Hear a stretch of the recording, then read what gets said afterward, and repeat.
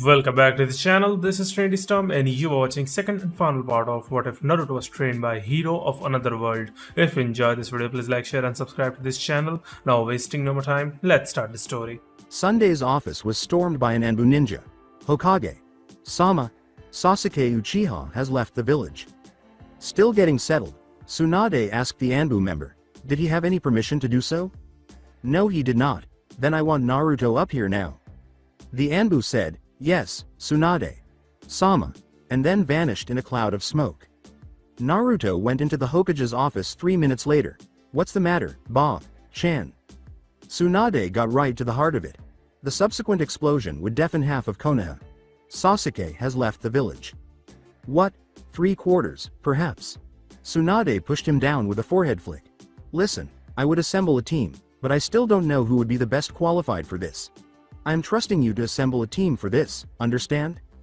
Trust me, Hokage. Sama, I'm not going to let Sasuke get away. Good, make sure that he comes back, either dead or alive. When Naruto emerged from the Hokage tower, he knew exactly who to turn to. He required someone with a sharp mind who could quickly calculate 1,000 moves. Only one person in Konoha, a certain slothful Nara, was capable of doing that. To get the boy to go, Shikamaru's mother had to do some convincing. With a sigh, the boy consented to leave, muttering, troublesome, all the way. Nara knew exactly who should leave the house as soon as they did. Neji, Choji, Kiba, Shikamaru, and himself were now standing here. Each of the 5 boys gazed at the others. Following the briefing, Neji inquired, so we after the Uchiha? Yes, we bring him back, dead or alive, preferably alive, Naruto replied. Kiba questioned, then what are we waiting for? Shikamaru said, you. We need your consent, Naruto replied. This is a highly dangerous B-rank mission, and the chances of dying are very high. I'm in, exclaimed Kiba. We got one. With a slightly anxious expression, Choji said, I'll go. 2. Standing silently, Neji said, I have no love for the Uchiha. He then opened one eye and turned to face the robed boy, saying, but I do owe someone a favor. You owe no one anything, Neji, Naruto said with a smile, now let's go. Sasuke was placed inside a barrel-shaped container by the Sound 4, which was then covered and sealed with 4 paper seals. Quickly followed by his 3 friends, the big orange-haired one grabbed the barrel and leapt into the forest. The big one said, something tells me we've spent too much time with the ceiling. A redhead with a flute by her side remarked, well, no one asked you, fat, $1. The big one said, please stop cursing, Tayuya, it's not lady, like. Do I look like IF_ing care about, lady, like? The 6. Armed, dark-skinned boy said, we're being followed. Another, a short man with light lavender hair and a big growth on his back, said, are you sure, Kidomaru? Positive. Then we have a problem. It's been a while since I had good chakra, the big one said, so let me take them. Fine, Kidomaru replied. Jirubu, take the brats. Tayuya, you and Sakin set the traps. I'll take Sasuke. Tayuya called out, who made you boss? Orochimaru did, idiot, now get to work with those traps. While racing through the forest, Naruto and his companions soon discovered their target's footprints. Naruto inquired, how far ahead are they? With his Byakugan active, Neji shouted, 100 meters. Be careful, they're setting up traps. They went on. Neji suddenly became aware of something. Wait. The boys came to a halt and landed in a tiny clearing. Naruto inquired, what is it? Something's wrong. What? One of them is gone. Gone? He's not up there anymore. Where is he? A voice sounded in the forest as though to respond to his query. Dodenkekai. Dorudumu. They realized they were trapped with a growing sense of dread when an earth dome suddenly covered them. Jirubu was overjoyed.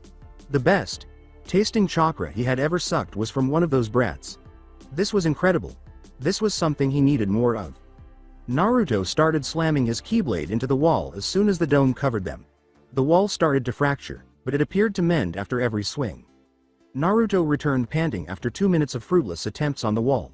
Okay, something's up. Breathing heavily, Shikamaru questioned, what gave you that idea? Neji's eyes were alert. He's sucking our chakra through the walls. Naruto gave him a look. Chakra, huh? Neji gave a nod. Well, let's see how he takes magic, Naruto said with a smile. Jirubu could swear that this stuff would make him feel euphoric. It was simply too good. He grinned even more when a huge burst of it indicated a jutsu in use.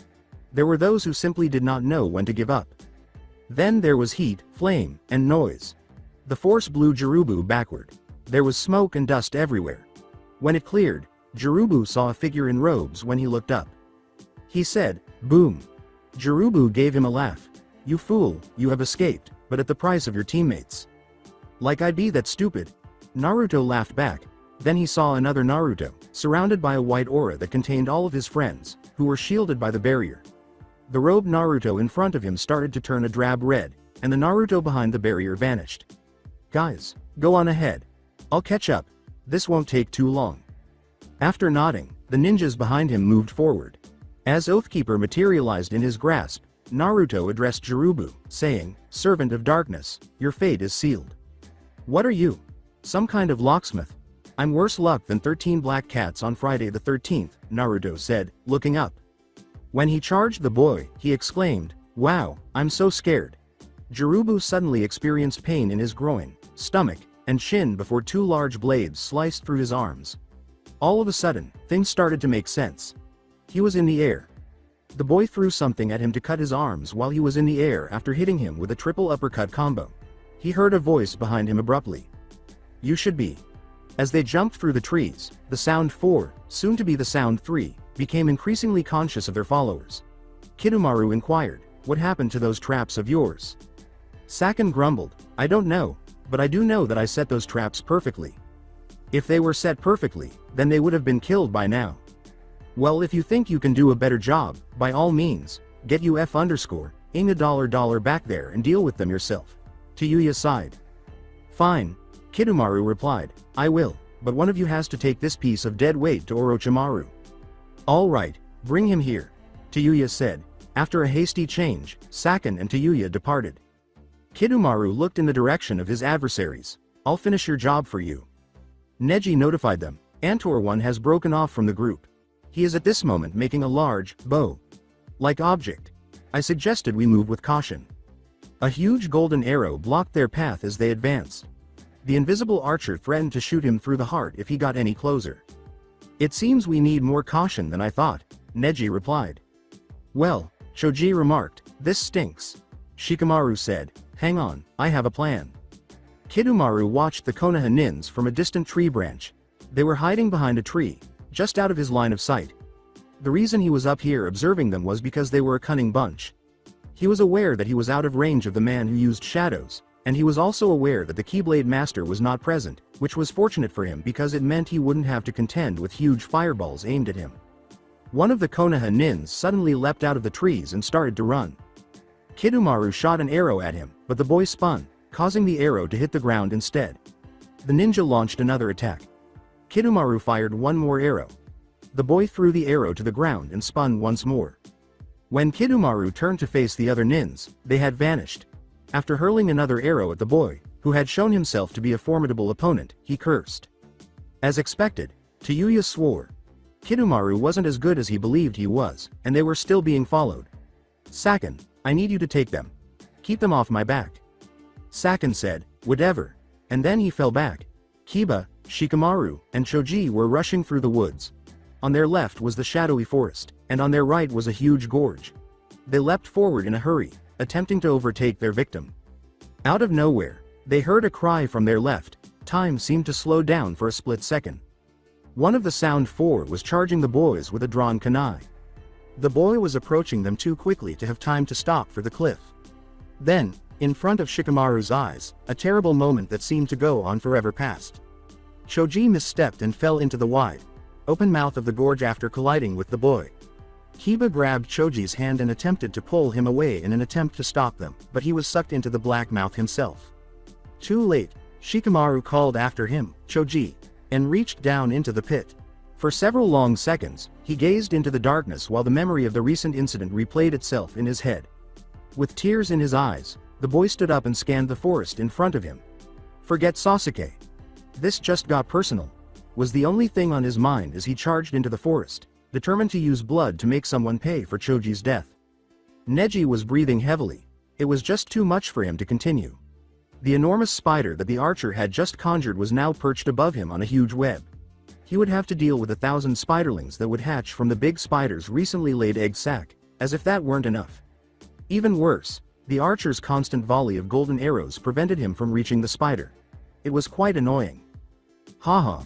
You are too late now, Hyuga. Within minutes, the mother there will incubate the eggs to their hatching point, and you will die. Maybe. Neji replied, but at least I know one can always try to change their destiny. I only regret not having the chance to do so. Only Neji could see the archer's words. How touching. With a moan, the spider said, "Ah, soon now, only another minute."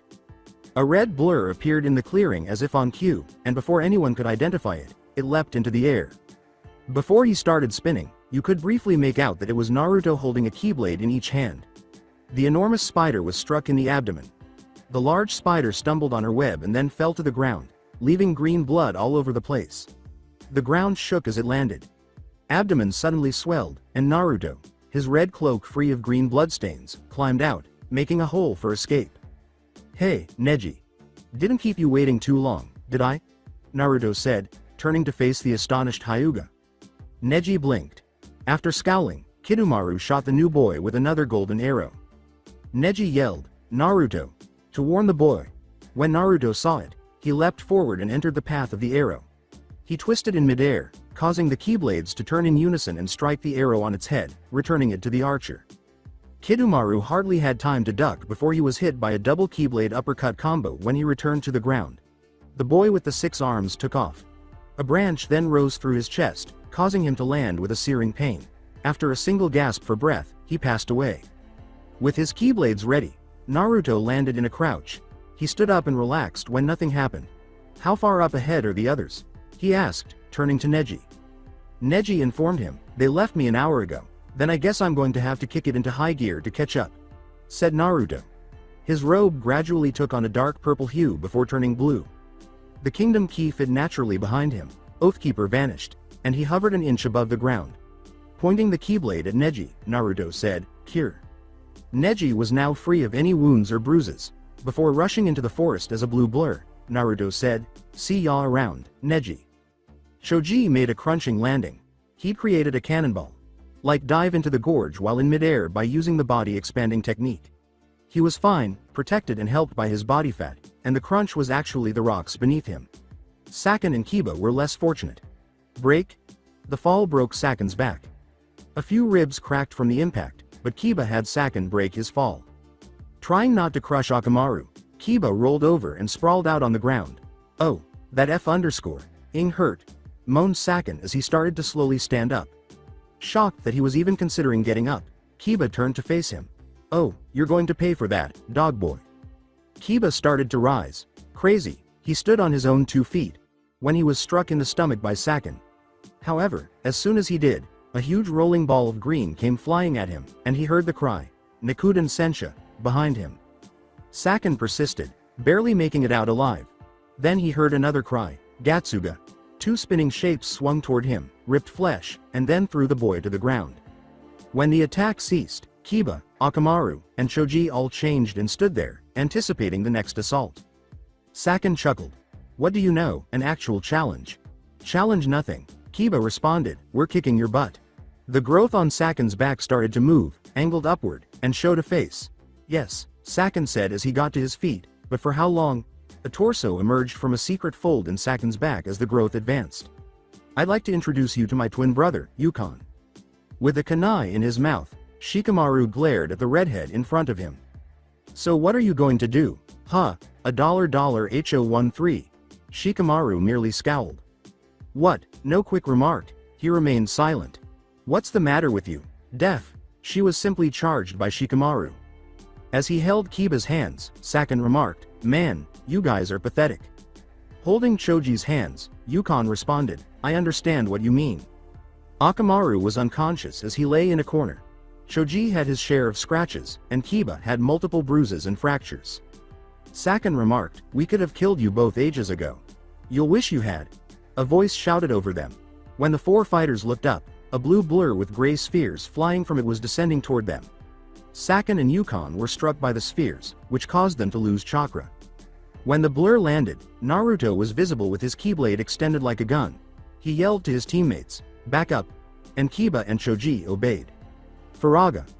The brothers were swiftly burned to a crisp by a fireball that jumped from the keyblade's tip. Before using 2 fast cures to heal them, Naruto said, "Good job guys." Naruto grinned as he glanced up at the chasm wall. He called out, "Kachiyose no jutsu," and a huge eagle appeared.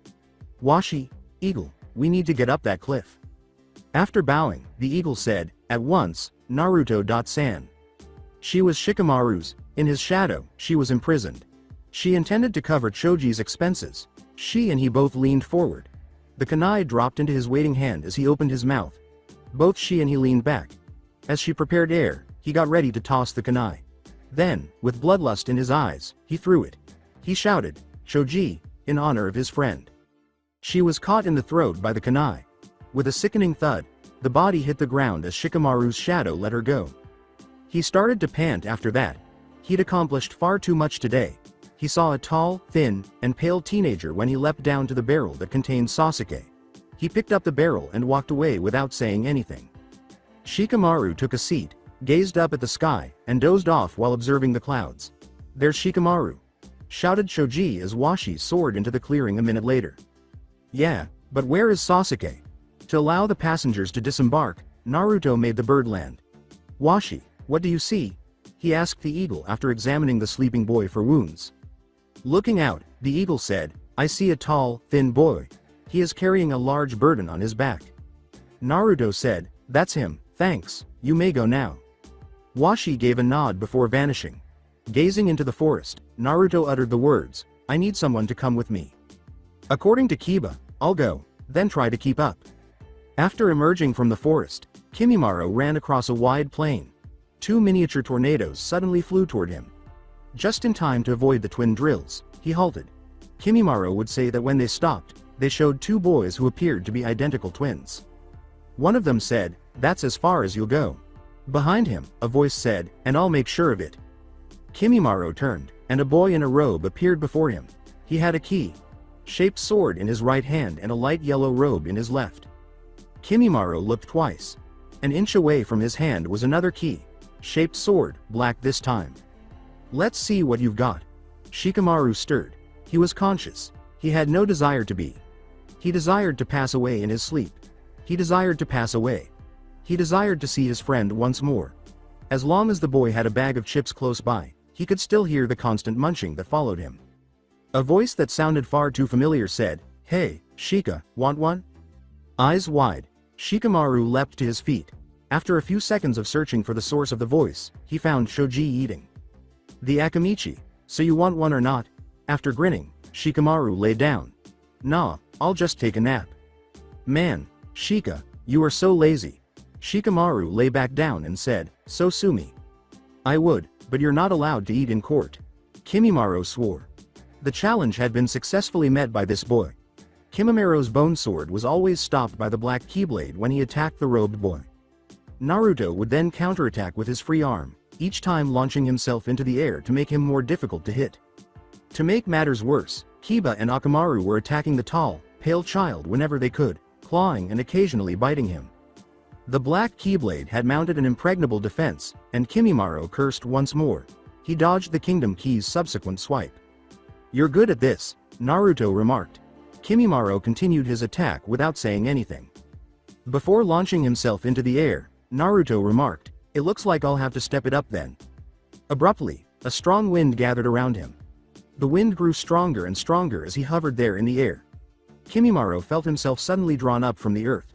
He noticed that the wind was pulling him in the direction of the robed boy as he glanced at his feet. Naruto shouted, "Kiba, Akamaru, run!" and the 2 untamed looking boys did exactly that. Kimimaro screamed as a grinding pain struck him, getting worse as Naruto's surroundings grew windier. Naruto shouted, "Disaster," as the wind's power reached its peak. The wind ball surrounding him burst outward, sending Kimimaro hurtling skyward while Naruto plummeted back to earth. Naruto used a Jetaga to launch himself into the air after landing, sending him straight into Kimimaro's path. They collided in midair, with Naruto unleashing a barrage of blows that propelled him and the Kagaya farther into the sky. With both keyblades in hand, Naruto yelled, Master Slash. As he prepared a final move that would bring the two Keyblades together to form a X Slash. Then Kimimaro flew to the ground, where Kiba and Akamaru were waiting to use a Gatsuga to drill into the boy's stomach. He awoke. He was in the dark. He was now surrounded by the darkness he had long feared. It made him stronger. He felt a power he had never experienced before as he sat there, feeling the darkness all around him and running through his veins. At that moment, he came to a realization that both excited and alarmed him. This darkness appealed to him. For the final time, Kimimaro fell. He couldn't handle the Keyblade's agony against his heart. He refused to get up when he landed. It was there that he passed away. Much like Akamaru, Kiba was panting and had his tongue out. For the day, he had expended too much chakra. Naruto stood with the Kingdom Key and Oblivion in his hands, his yellow robe flowing. He was grinning. Mission accomplishment. All right, thanks Kiba for coming along. He gasped, no problem. After breaking his neck, Naruto faced the barrel and prepared to drag it home. He came to a halt. Sasuke was standing atop the barrel. He had on a dark blue bodysuit with a red, outlined black heart on the chest. Naruto was frightened by the outfit. He was even more frightened by Sasuke's next words. So you think your Keyblade is so great, huh? Well, I have my own power, the power of darkness. Sitting in his throne room was Orochimaru. He sat quietly, planning, strategizing, and thinking. He used his innate slyness to anticipate and prepare for every scenario, planning and plotting for 1,000 possible outcomes. Then he had an idea that had never occurred to him before. He thought for a moment, what if my training doesn't satisfy him in time? Sasuke could look for power elsewhere if he wasn't happy with his training. He considered assessed the risk, and reached the best decision. His plans would only be slightly altered, but given the possibilities, it wasn't a drastic change. The snake grinned. Everything was coming together. Sasuke stood, his new attire encircling him with the power of darkness. His smile was malevolent. It was a thrilling power. He was ecstatic. Kiba roared. What are you talking about? Sasuke turned to face him, his scowl returning. A shadow materialized as he snapped his fingers. The Heartless struck, slicing at Kiba with its claws and draining the remainder of his strength. Shut up, flea boy. This doesn't concern you. Kiba thumped to the ground. Sasuke snapped his fingers once more as the shadow stood poised to murder him. The Heartless came to a halt and vanished. Naruto shouted, Kiba, before turning to face Sasuke. What are you doing? Sasuke declared, taking the power that is mine by right. Sasuke turned to face the north. Then he looked back at the boy in the robes. He leapt off the barrel and ran north, saying, you had better keep up if you want to catch me. Akamaru was sitting next to Kiba, whining and sniffing, when Naruto hurried to check on him. Before leaping after Sasuke, Naruto remarked, he'll be fine Akamaru, just keep him safe. Sasuke guided him along a long, forgotten rock, hidden path until they reached a massive lake encircled by half-mile-high cliffs. To the left, a waterfall roared, and two stone figures stood on either side of the cascading water, their eyes stony and unending as if they were engaged in combat. Perched atop one of the memorials, Sasuke gazed down at Naruto as though he were a bug that needed to be squashed. Your light is weak, Naruto. Darkness is where strength resides. And today, I shall prove it, but testing my strength against my rival. Naruto was beaming. If you start singing, Eye of the Tiger, I'll kick your butt. Sasuke gave him a strange look, clearly not understanding what he was discussing. Then he became irrationally irate. Dark energy gathered around his fist, sending a beam of darkness at Naruto at its peak. Your stupid and nonsensical threats mean nothing to me, and I've had enough of them, he said. After Naruto leapt to the side, Sasuke's other fist launched a second blast at him. Despite the fact that nothing was beneath him to push him upward, Naruto leapt once more. He narrowly avoided the beam of darkness thanks to the double jump. With lightning speed, Naruto landed on the statue across from the one Sasuke was standing on. Haha. Where is the power of the Keyblade now, Naruto? Or is the Keyblade master not what he made himself out to be? Gazing up at Sasuke, Naruto gazed. The last time I let my pride get in the way, someone died. Oh, boo.hoo. Sasuke laughed out loud. I'm sure it really hurt you, watching someone die like that. But just imagine watching your whole family die, again and again as you stood there, watching. You have no idea about the pain I feel. Naruto glanced at the young man. I can imagine it, and I have experienced it. Sasuke appeared astonished. I saw the one man who was the closest thing to a father I ever had, die in front of me, Because of my pride. I was there for his last words, but I couldn't be there to help him. And that memory haunts me, and it still does. I watch his death, again and again in my head. Sasuke, this may come as the biggest surprise to you, but I know what you're talking about. I know what and how you're feeling. You are not the only one in this world who has suffered. No. You don't know what I'm talking about. No one can feel what I feel. No one can know the pain of being betrayed by the man you looked up to. 100 people know that feeling. Anko was the student of Orochimaru. He left, betraying her. Jiraiya, Tsunade, and Shizune know that feeling. Gaara knows that feeling. At least one person has felt that for every missing nin that exists out there. Why can't you see that? Sasuke would not hear him. If anyone had the right to power, it was him, the boy who suffered the most, and no one understood the anguish he was in. Shut up, Naruto. If you want to stop me from my destiny, then I will have no choice but to kill you. Naruto raised his head. So be it, he said to himself, and then he charged. 3 scrolls were on the floor in front of Orochimaru as he stood in his throne room. His traps bait. There was a carpet underneath the scrolls that concealed a sizable seal.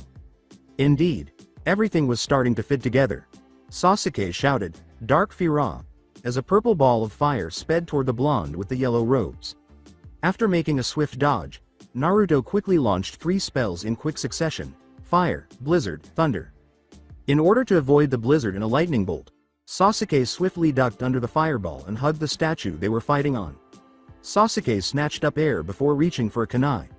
For the first time, he noticed that the darkness outfit had taken away his kunai and shuriken holster as he glanced down at his leg.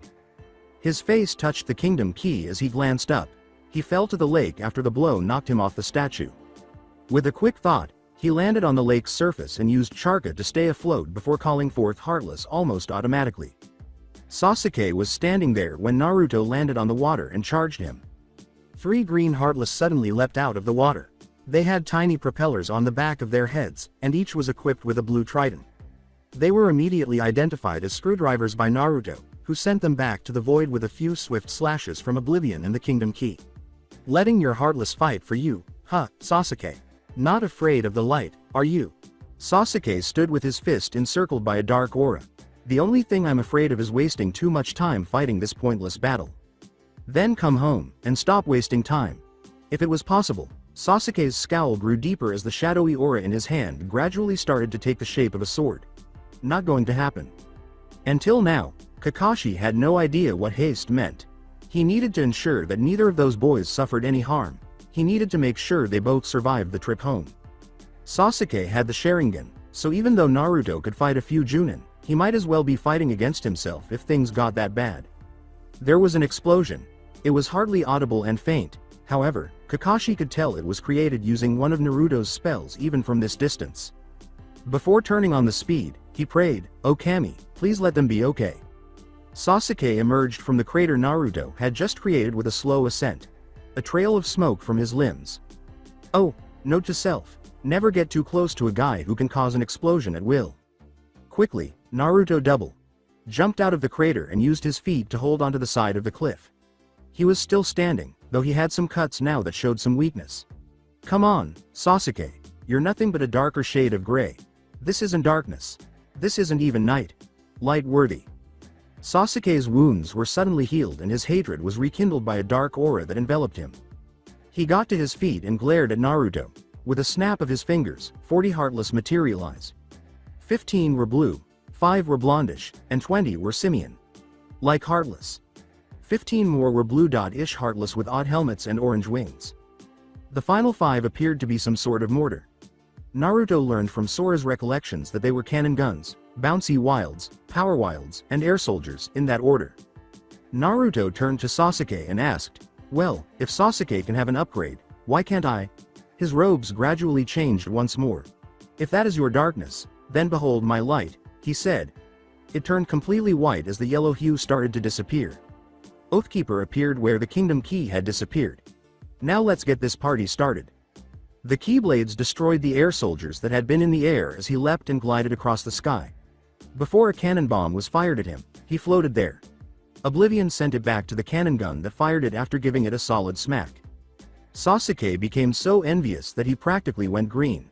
This Keyblade power made him nauseous, enough to inspire murder in him. Kakashi unexpectedly encountered a battered mass of flesh while he was running. Though it was difficult to tell from the blood leaking from what he assumed to be its arms, he believed it had orange hair. When he noticed that it was truly disintegrating, he was ready to leave. The limbs started to vanish into black dust that blew away with the wind as black smoke rose from it. It had vanished. Kakashi had the sudden feeling that something negative was going to occur. Kidomaru's body abruptly turned black while still impaled by the branch he had fallen on. It slowly started to turn to dust, and smoke rose from it. Only their charred bones were present at the bottom of the gorge, where Sakin and Yukon's burnt ash lay. Abruptly, a trail of smoke started to rise from the pile, and the gray ash turned black. After that, it vanished, leaving only a burn mark as evidence of the conflict. The kunai that was stuck into Yuya's throat was covered in blood, and her lifeless body was lying on the forest floor. She was calm for once. Her skin turned black after that. Black as the very heart of darkness. Then she started to emit smoke. Her gaze shifted to a fine, wind-blown black dust. Then she was gone, and only the bloody kunai remained. As he sat beside Kiba, observing the boy, Akamaru noticed an odd odor coming from beneath his nose.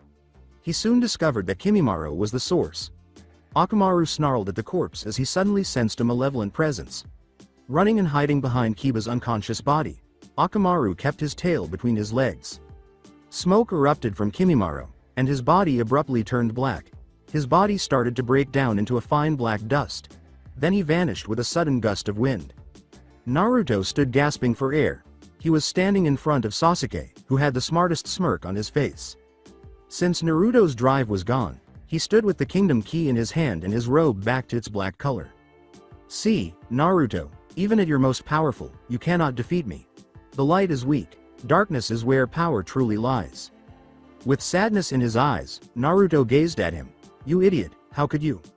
How could I what? How could you be so blind to the light that you only see darkness?" Sasuke didn't know what he was discussing. Then he noticed that a black cloud was sweeping across the sky. His black heart instinctively and instantly recognized it, and he grinned. He glanced down at Naruto and said, "You showed me your power at your best, now I will show you mine." Sasuke became completely encased in the black pillar that surrounded him as the black cloud fell to earth. Abruptly, the pillar started to enlarge. Subsequently, a massive arm covered in white spikes that resembled bone emerged from the pillar, followed by another arm, a leg, and yet another leg. The black dust pillar then started to break apart, revealing a huge torso. It had the big heartless emblem on its chest, and bone spikes sticking out of it. Its head featured a single yellow eye in the middle, and orange-dot red hair with silver streaks running from front to back. A clear bubble appeared just above the emblem. Standing in the middle of it, Sasuke controlled the limbs with dark heartless matter covering his arms and legs. After giving the heartless a quick glance, Naruto concealed his keyblade in his heart. Naruto was seized by Sasuke's sound heartless, who then started to smash him against the cliff face. "Have a bash." Naruto struck the wall with such force that his teeth and spine trembled. Then he was taken by the giant Heartless, who pushed him underwater. His ears felt like they would burst from the pressure, and his lungs burned from the lack of oxygen. The Heartless then dragged him back above the water before he was certain he would drown, only to toss him into one of the statues. The Heartless reached into the crater and pulled Naruto out before he could move. The Heartless then grabbed him and pulled him up against the rock wall, face first. Then the boy was confronted by the bubble in its chest by the Heartless. The tiny, jagged rocks in the cliffs caused Naruto's face to bleed. They had severely cut it. He was panting heavily, his lungs burned, and his back hurt. Sasuke mockingly questioned, "Is this it? Is that all the strength your light has?" Naruto gazed up at him, tears welling up in his transparent blue eyes. "Strength is not about how much you can give out, it's about how much you can take. What would you know about strength? What do you know about pain? What do you know about betrayal? You know nothing." Sasuke replied. He was upset. He didn't stop the rage that had grown inside of him, but he didn't know why. Naruto cleared his throat. "Sasuke, what you said, about feeling betrayed by someone you looked up to, I have experienced that." "When?" Sasuke was furious. "Who betrayed you? Who was it that made you suffer? Who did you look up to, before they left you in the dirt?" Glancing up at him, Naruto's tears blended with the blood smeared on his cheek. "You did." Sasuke blinked. "I looked up to you, because, like me, you suffered, but you held strong. I looked up to you because, you had lost your family too, but you stayed in Konoha, even though the memories of your family haunted you. Naruto coughed again and blood came out. You were like a brother to me.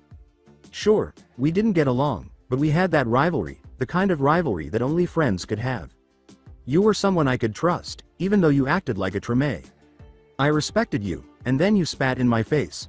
I loved you like a brother, but now you've stabbed me in the back. We were kindred spirits, exactly the same, but you forsook us for an obscure idea. Naruto continued to cough. You had my trust, you had my respect. I would have sacrificed my Keyblade to get you to come back.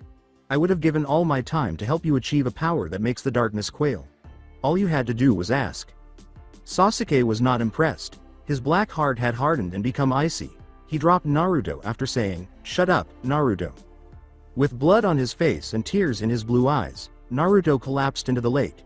He hit the water and landed with a splash. After taking a few steps to the north, the Sound Heartless grabbed the two statues and used them to force him to leave the valley. It seemed as though nothing had happened after the water subsided and the waterfall resumed its regular flow.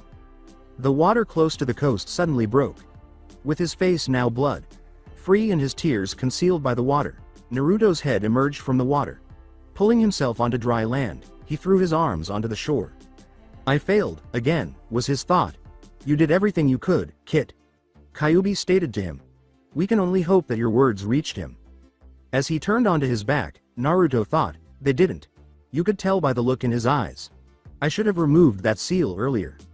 Shish. Just rest. Talk later. Let me heal you, unless you can heal the hurts of betrayal, Kyuubi. Sensei, I'm done for. With a sigh, Kyuubi placed him in a genjutsu while Hinata stood there grinning at him. After that, Naruto fell asleep. The speed was being poured on by Kakashi. The feeling of dread that had gripped him was growing more intense. There had been an incident. He had no idea what it was, but something terrible had happened. Neji, Shikamaru, Choji, Kiba, and Akamaru had all crossed him, and they were all pointing in the same direction, north. The sense of dread grew worse the farther north he went. Abruptly, he discovered footprints. They followed a passageway lined with stones until they reached a massive lake encircled by cliff walls that were half a mile high. He glanced quickly around the area before focusing on a figure in black robes. The figure remained motionless. Oh no, said Kakashi. Naruto, he cried frantically as he leapt to the edge of the cliff. He muttered to himself, please be okay, Naruto. Sasuke entered the chamber of Oto's throne. The dark blue bodysuit was still on him. His face was painted with a permanent frown. The snake himself was beyond the 3 scrolls on the carpet in front of him. Ah, Sasuke. I'm glad to see that you made it. Sasuke said nothing. Tell me, Sasuke, how does the darkness feel? After giving it some thought, Sasuke responded, empowering. Do you like it? Yes. Now what if I told you that what you have is only a taste of what you could have? Sasuke spent a little time observing the snake. I'm listening. I can give you much more power than what you already have. How? I will train you. Orochimaru replied, but before we begin, you have to learn a few jutsus. In the scrolls in front of you are some essentials you'll need to complete your training. The sooner you learn them, the better.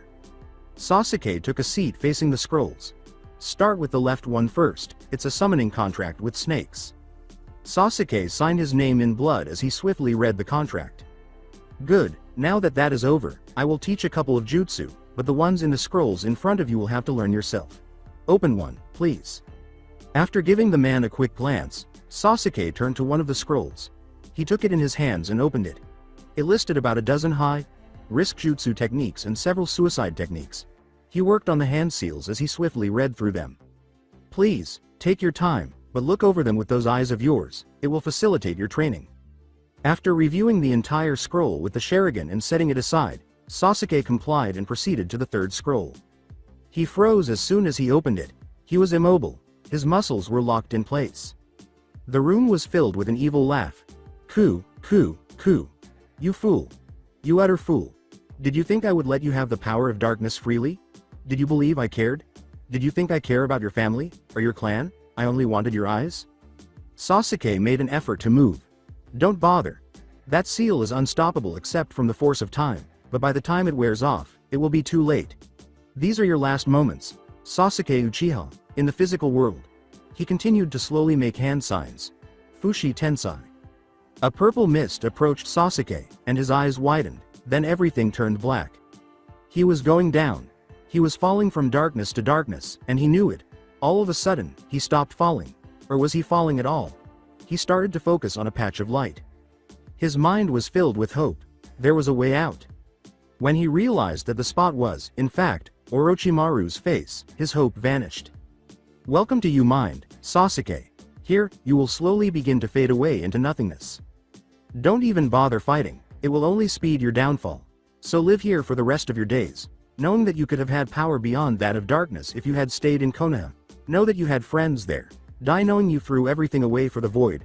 Know that you betrayed your friends. Know that you have brought their doom upon them by giving me the power to wipe them out. Know this and die. Ha.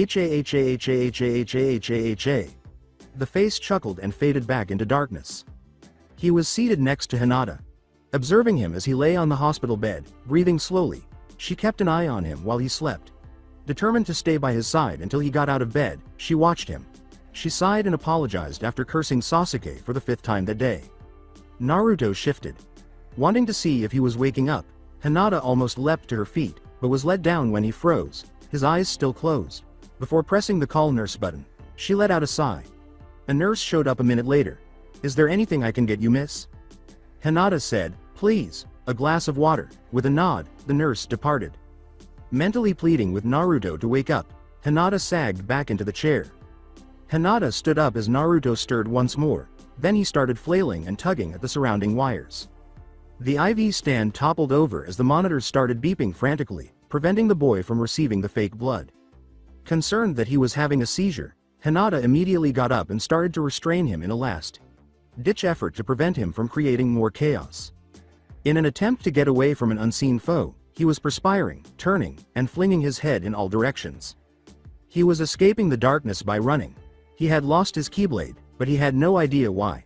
He could do nothing to stop the darkness. Silence fell. Not even the sound of Naruto's feet on the white tiles could be heard. Abruptly, a voice said, find your Kairi, find your Riku, and stop the darkness. Even though Naruto felt stronger after saying those words, he continued to run despite knowing that he had no power without the Keyblade. He chanced to glance back but continued running. His heart froze at what he saw. Hinata was the one. She, too, was fleeing the darkness. Then she stumbled and was engulfed by the darkness. Naruto opened his mouth to scream, but all that came out was silence. Abruptly, he skidded to a stop. Hinata was slowly being consumed by the darkness, who had her by the legs. Her lavender eyes were filled with terror as she gazed up at him. Help! She screamed silently, her lips mouthing the word. The darkness appeared to turn hostile, expanding into a massive, gorging mouth. Its blood-soaked fangs were visible. Snakes protruded from its throat, and maggots scuttled between its teeth. Any ninja would have shuddered at the sight. All Naruto saw was Hinata. He dashed ahead, heading for the girl. He kept running, getting closer to the wide, open mouth as he gradually realized he wasn't Naruto. The girl before him started to transform. Her hair, which had been midnight, turned red. Her lavender eyes shrank in size before becoming pale blue. Naruto gradually came to terms with his identity. His eyes darkened, his robe dropped to reveal black shorts with yellow straps and red pockets, a black shirt with a black and white vest, and brown hair instead of blonde, spiky hair.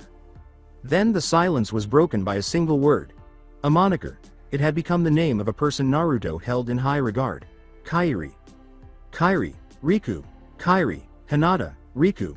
Naruto started mumbling while he slept. As Hinata attempted to control the blonde boy, the names hardly registered with her. With Hinata's glass of water on a tray, the nurse entered abruptly. She hurled the tray and rushed to the blonde's side as soon as she got inside. What's happening? Hinata remarked, I think he's dreaming. Pressing an emergency button, the nurse stated, he's reacting too strongly for this to be a dream. Naruto stopped thrashing and opened his eyes as soon as she did. Crud, the nurse muttered to herself as she saw him. What's the problem? A group of surgeons asked abruptly as they entered. The nurse moved swiftly. There's no problem. Then why did you call us? I didn't call you. You didn't? No, the surgeon muttered. Then something must be wrong with the wiring, before turning and walking away. The nurse almost passed out when the door shut. Pulling herself to her feet, she turned to face Naruto. Never have a dream like that again, okay kid? And Naruto said, sorry. Well, now that you're awake, is there anything I can get you? Some water, please. As she left the room, she said, sure, 2 waters, one for Naruto and one for Miss Hyuga. Naruto inhaled deeply before a girl who hadn't seen him in days suddenly rushed him with an embrace from his left. Naruto, she exclaimed, as if to squeal. When he saw her, Naruto grinned and said, hey, long time no see. She remarked, I missed you. Naruto remarked, I missed you too. They remained that way for some time. The nurse had made the decision to return to the room slowly.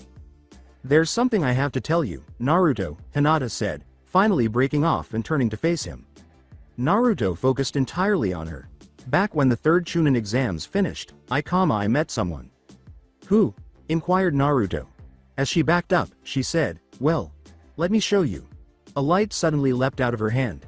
There, a weapon in the shape of a key was visible for 3 seconds before the light faded. Its blue and white blade was adorned with yellow stars. The key was composed of a star and a crescent moon, with a white blade encircling it, totaling 5 points. A crescent moon hung at the end of its keychain.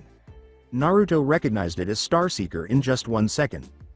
Hinata informed him, I met Kairi, and she taught me the secrets of the Keyblade. After giving her a quick glance and blinking, Naruto collapsed back against the cushions, unconscious. Naruto.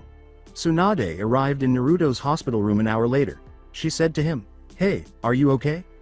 Even though Naruto was still in shock over the information Hinata had given him, he assured her, I'll be fine. Shikamaru reported in and gave me most of the mission debriefing. Should I assume, then, that Sasuke got away? Naruto hung his head, his eyes sad, and said, yes, that would be a good assumption. Tsunade looked up at him after letting out a sigh. I do have some good news for you though. Naruto looked up at her and said, what? She pulled a black wooden box from behind her back and said, I found the box I was telling you about. She placed it on his lap and grinned as she gave him a look. Naruto started to open it and asked, what's in it? With a broad smile, Tsunade said, your father's legacy. The head of Naruto jerked upward. His eyes were large and round as he gazed at the Hokage. My father. Tsunade grinned and said, the one and only. Then she turned to Hinata and said, come with me. Miss Hyuga. Let's leave Naruto alone. He needs to catch up with his family. Hinata turned to face Naruto, who was merely fixated on the box before him. After that, she reluctantly departed, leaving Naruto to carry on his father's legacy. When Naruto first opened the box, he noticed a picture that instantly caught his eye. A beautiful woman with red hair and a protruding belly was shown in the photo, and Naruto took a second look. The Yondaime Hokage, the world's best ninja, was the man beside her. He put his arm around the woman's shoulder and stood there grinning proudly. Naruto gazed in wonder at the image. Was it this? Could it be that he was the son of the Yondaime and that these two were his parents? After examining the photo, he noticed a tiny plaque that read, Minato and Kushina Namikaze, at the bottom of the frame. Namikaze, but my name is Uzumaki. If I'm not Yondaime's son, then why is there a picture of him in my dad's box? He was thinking. After giving this some thought, he set the photo aside and continued looking through the box. His hand found a letter, and he stopped. After taking it out and examining it, he opened the letter. As if that weren't enough, I cursed you with a Jinchuriki. Yes, Naruto, you are a demon container. I can only hope that the village has treated you with the respect you deserve. Dear Naruto, it said, I am not worthy of asking for forgiveness for what I have done to you. I have left you without family and probably without friends. I can assure you that you are a far better person than I ever was if you can muster the courage to forgive me. I am confident that you would also be a skilled ninja. I'm so sorry, Naruto. Whether you believe it or not, I genuinely love you, and I'm sorry I can't be there for you. I'm sorry you'll never have the good memories of me that I wanted to share with you. I do have some good news, though. Telling your tenant that you are the final Namikaze should give him a good enough surprise. You will then learn a lot more about me from him because, despite his current behavior, he was a good friend of mine before he went crazy. Lovely signed, Minato Namikaze, the Yondaime Hokage, and your proud dad. After carefully folding the letter in half and placing it next to the picture frame, Naruto stared at it, choking up as tears filled his eyes.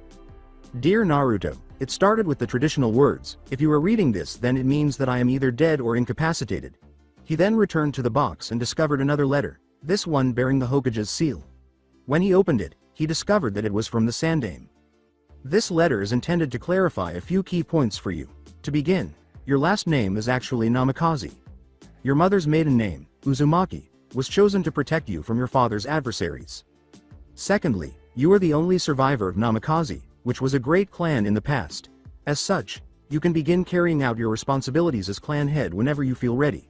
But, since you never know what kind of work they'll throw at you, I advise delaying that. The Namikaze estate is located about 20 miles west of the Hokage Tower, and I'm sure you'll like it. It's a big step up from that apartment I had to put you in. Thirdly, you get everything your father left you as the clan heir, including his house. The gates can only be opened with a key that's in a hidden compartment in this box, and it will only work when combined with your blood. I would advise you to visit there as soon as possible because your father left you additional items there. Yours truly, Izoran Sarutobi, your Hokage and friend. G.San was a wonderful man, Naruto said with a smile. So how are you feeling, Naruto? Tsunade asked when she returned an hour later. With a smile, Naruto said, never been better. As she and Hinata entered, Tsunade inquired, then how do you feel about a mission? What kind of mission? A mission exclusive to the Keyblade Master.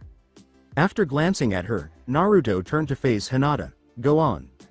We need you to leave for about 3 years. Jiraiya has gotten word that someone is looking for you, and it is for that reason why I'm calling this mission. It will keep you out of this man's sight, and it give you a chance to get stronger. After a long moment of sitting, Naruto smiled and asked, does that sound like something you'd like to do, Hinata? Tsunade glanced at him and said, I did say that this mission is exclusively for the Keyblade Master. Naruto? Naruto stated, yes, you did, adding, and there is one right behind you. Tsunade looked over at Hinata. What is he talking about? After glancing at Naruto, who gave her a nod, Hinata summoned Starseeker, who materialized in a burst of light. After giving her a startled look, Tsunade became irritated and said, you too? What the heck? Is everyone in this village a hidden Keyblade Master? No, it's just me and Hinata. Naruto replied, but anyways, can she come? I don't see why, but I don't see why she should, so unless you can give me 5 good reasons soon, then I'll just have to let her stay, Tsunade said, taking a seat in one of the chairs close by. Laughed. 1. She has probably never used her Keyblade against darkness. Going out into would probably give her some experience. 2. No one knows her strength, so going out can give me lots of room to test it out. 3. Only I know the strengths and weaknesses that are available to a Keyblade Master. 4. There are no Keyblade Master Sensei, except me. And 5. It would probably kill her if she didn't come with me. Yes, Hinata said quietly, it probably would. Tsunade stared at him, silent for a moment, then spoke. Very well, she can go with you, but make sure that Jiraiya doesn't try anything stupid or immoral. Naruto remarked, believe me, I've got that one covered. A short figure was standing outside the hospital, right on top of the structure. He had on a hood and a black cloak. He replied, this could get very interesting. Naruto was discharged from the hospital 2 days later. He hurried to the apartment where he had been living to gather his belongings because he had 2 more days before he had to depart. To his surprise, there was another man at the desk. Suddenly, Naruto questioned whether he was in the correct apartment complex. Naruto-san, wonderful to see you. Naruto inquired, what happened to the other guy? Oh, he was arrested for breaking people's privacy, opening doors to those who had malicious content, and being an overall $H0L3. The Hokage then gave me the responsibility of being the building's new landlord. Naruto remarked, nice. I find it a shame that I won't be able to see what a great landlord you would be though. Why? Naruto declared, I found my home. Morning arrived. As he stood at the gate, Naruto went over his checklist in his head. Check. I said goodbye to everyone. Check the packed stuff. Check the ramen supply again. Check out the new weapons from the organization. Check out the extra weapons from the new organization. Check the Hinata scrolls that are being sealed. Check the tent. Naruto was finally content after going over his list twice, and he now just needed to wait for his perverted sensei and his Kairi. Naruto grinned at the idea. The fact that Kairi herself had recognized their love and acted accordingly demonstrated that Hinata was his Kairi. Alright, so it wasn't proof positive, but it was sufficiently close. Before Hinata arrived, he sat there for some time. Naruto uttered, hey, there. The woman said, hey, and Naruto. Naruto observed her for some time. He was thinking. Considering her in love at the same time, he ought to learn more about her, he pondered. Jiraiya arrived a few minutes later. They hastily gathered their belongings and departed. Jiraiya started talking about their new routine, describing the harshness and difficulty of the training. Naruto paid no attention to him. Naruto sensed a presence abruptly. A powerful presence. He pulled out a Lerxi needle while pretending to stretch. Neither Jiraiya nor Naruto appeared to notice. A black figure abruptly emerged from the tree line. When Jiraiya and Hinata first saw the figure, they both leapt in fear. Naruto was in the middle of throwing when he abruptly recognized the figure's outline. He said aloud, "No way." It appeared that Hinata recognized him as well. Oh my. Suddenly, Jiraiya sensed darkness. "Do you know this guy, Naruto?" The figure said, "He should," in a squeaky voice. As he lowered his hood to reveal a round, pointed head and two perfectly round, black ears, the figure remarked, "After all, I was a big part of Sora's quest." It was King Mickey himself, the king himself. Both Hinata and Naruto collapsed to their faces. Naruto bowed and remarked, "King Mickey, why have you honored us with your presence?" Mickey grinned. Naruto and Hinata scurried to their feet and said, "Number 1, get up. Number 2, I heard someone needs help with learning the ins and outs of a Keyblade." Hinata appeared hopeful. "And 3, Sora sent me to teach both of you a technique that can only be used when your Sora, Kairi, and Riku stand together." Naruto remarked, "But King, I haven't found my Riku." The king grinned. "That's because he has already been found." He continued to fall into the darkness. Or was he simply motionless as he lay there? It was difficult to tell. Furthermore, it was difficult to determine whether he was truly on his feet or on his stomach or back. He knew nothing. He had no idea. Therefore, a figure started to approach him as he lay there or fell there. If Sasuke was lying on his back, he got up and moved. With wide eyes, Sasuke gazed at the figure approaching him, who bore a striking resemblance to himself. He was approached by the other Sasuke, who then kicked him in the stomach. "You idiot!" he screamed. "You left them for this." "Shut up," said the lying Sasuke, "because it's not your job to tell me when I'm wrong. On the contrary, it is my job, I'm your conscience." "Then you did a very poor job at your job. That's because you accepted that stupid seal, and that seal locked me away, you idiot. Or do you even remember your dreams?" Sasuke questioned, "What good will dreams do me here?" Sasuke's conscience said, "Oh, pardon me, I didn't realize I was interrupting a pity party. Oh, boo.hoo, I'm the only one who has suffered in this life." Reality check, you're not? Let me ask you, do these words ring a bell? Your dad died? I am sorry, I had no idea you were a stuck-up brat. You think you've suffered? You haven't even begun to understand the meaning of pain? Both of my parents are gone. Not dead, gone. I don't know if they hated me or died. For all I know, they have a beach house, and they have a happy little family that I was supposed to be a part of. And if that wasn't enough, let's move on to the village I live in, shall we? Most people don't care if I'll live to the next day. In fact, some people try to kill me on a regular basis. I never had a happy birthday, each one was filled with sorrow, misery, pain, and attempts on my life. You think I'm impressed with your sob story? I have one so long it goes around the earth 5 times over. Ever since I was born, people have been giving me beatings. And do you want to know which part of it I deserved? None of it. I did nothing to have so many hateful glares. I deserve no one's whispered insults. I did nothing. Sasuke's conscience said, mimicking Naruto perfectly. With his back to his conscience, Sasuke rolled onto his side and said, in a lifeless voice, "Go away." He repeated Sasuke's final words to his teammate, "Who betrayed you? Who was it that made you suffer? Who did you look up to, before they left you in the dirt?" "I'm not through yet," called Sasuke's conscience angrily. "You had friends, Sasuke, friends who would die for you if need be. And what do? You betray them, when?" he said. "I looked up to you because, like me, you suffered but persevered," he said, imitating Naruto. "You lost your family too, but you remained in Konoha despite the memories of them haunting you, which is why I looked up to you. To me, you were like a brother. We had that rivalry, the kind that only friends can have, even though we didn't get along. Even though you behaved like a Treme, you were someone I could trust. You spat in my face after I showed you respect. You've stabbed me in the back, even though I loved you like a brother. You abandoned us for a little known concept, even though we were identical and kindred spirits. I respected you and trusted you. I would have given up my Keyblade to win your return. I would have devoted my entire life to assisting you in gaining a power that would have made the darkness shudder. You only needed to ask. And what did you say to that? What did you say? You told him to shut up. He was pouring his heart out and you didn't even care. Do you know what you've become, Sasuke?" His conscience inquired. "You've become an Itachi." Sasuke was deeply hurt by the name. His conscience glanced down at the boy lying with his back to him and said, "He betrayed Konoha for power, so did you. He killed his friend, you almost did. The only things that separate you two are hate and age." The conscience turned and walked away after saying, "Why'd I even try? You'll die soon enough and then you won't be able to mess up anymore." Silent tears streamed down Sasuke's face as he lay there, or fell like that, for a long time.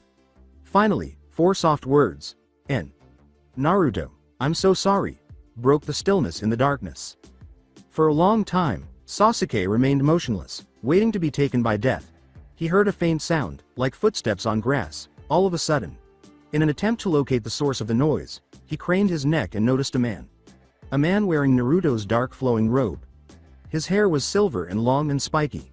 He approached Sasuke and stood above him, his tiny blue eyes glaring down at him. His voice was soft and powerful as he said, "Get up." Sasuke gave him a look. "Get up, or you'll never escape this prison." Sasuke said, "Like I can? If you think there's no escape, then how did I get in here?" The man asked, studying him. "Maybe you're an illusion sent by Orochimaru to speed my death. Why would he waste power killing something that will take care of itself? Now get up." "I can't get up," Sasuke exclaimed. "I'm not even sure there's a floor to this place." "Then make one. This is your mind in your darkness. If you can't deal with it, then I'm wasting my time here. Go to sleep, leave the war with darkness in Naruto's hands. Sleep. Here between light and dark. Here, blanketed by darkness, sleep is safety. Sleep is eternal. If you are not willing to get up and fight for what you betrayed, to reconcile yourself, then the light of truth is not for you." Sasuke gave the man a look. Create his own floor? Is that even feasible? As Sasuke closed his eyes and started to visualize a floor beneath him, he thought, "It's worth a shot, I guess." His weight suddenly pressed against a flat surface, and he felt cold tile on the back of his arms. The robed man grinned. "Now, get up." For the first time in days, Sasuke felt secure on firm ground as he got up off the ground. The man snapped his gloved fingers and said, "Good, now, we have a lot of work to do. But first things first." When the light faded, Sasuke found himself standing in a sea of hills that appeared to reach the very ends of the earth. With wide eyes, Sasuke surveyed his surroundings. He had been here before. His forehead collided with the silver-haired man's finger as he turned to face him. Names flew by Sok's head like birds in the air as 1,000 memories suddenly flashed through his mind. Mickey, Donald, Goofy, Dix, Ansem, Maleficent, Sora, Kairi, and Mickey.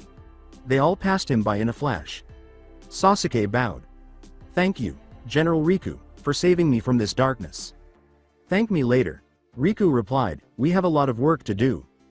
After 2.5 years, Sasuke watched the grass move in waves due to the mental wind as he stood in the never-ending sea of hills. Behind him, Riku's voice said, "Sasuke." Riku was standing there when Sasuke turned.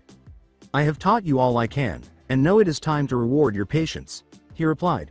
His hand suddenly held a black keyblade with a red handle. Holding the keyblade in front of him with its point pointing skyward, he remarked, "This keyblade has a bad name. For years it has been destined to do evil when it yearns to do good. A lot like you. This keyblade hates its name. Will you give it a better one?" he asked. Reaching for the keyblade, Sasuke said, "Absolutely." In his room on the throne, Orochimaru grinned. He was so happy just having the eyes that sat in his head that he paced from wall to wall.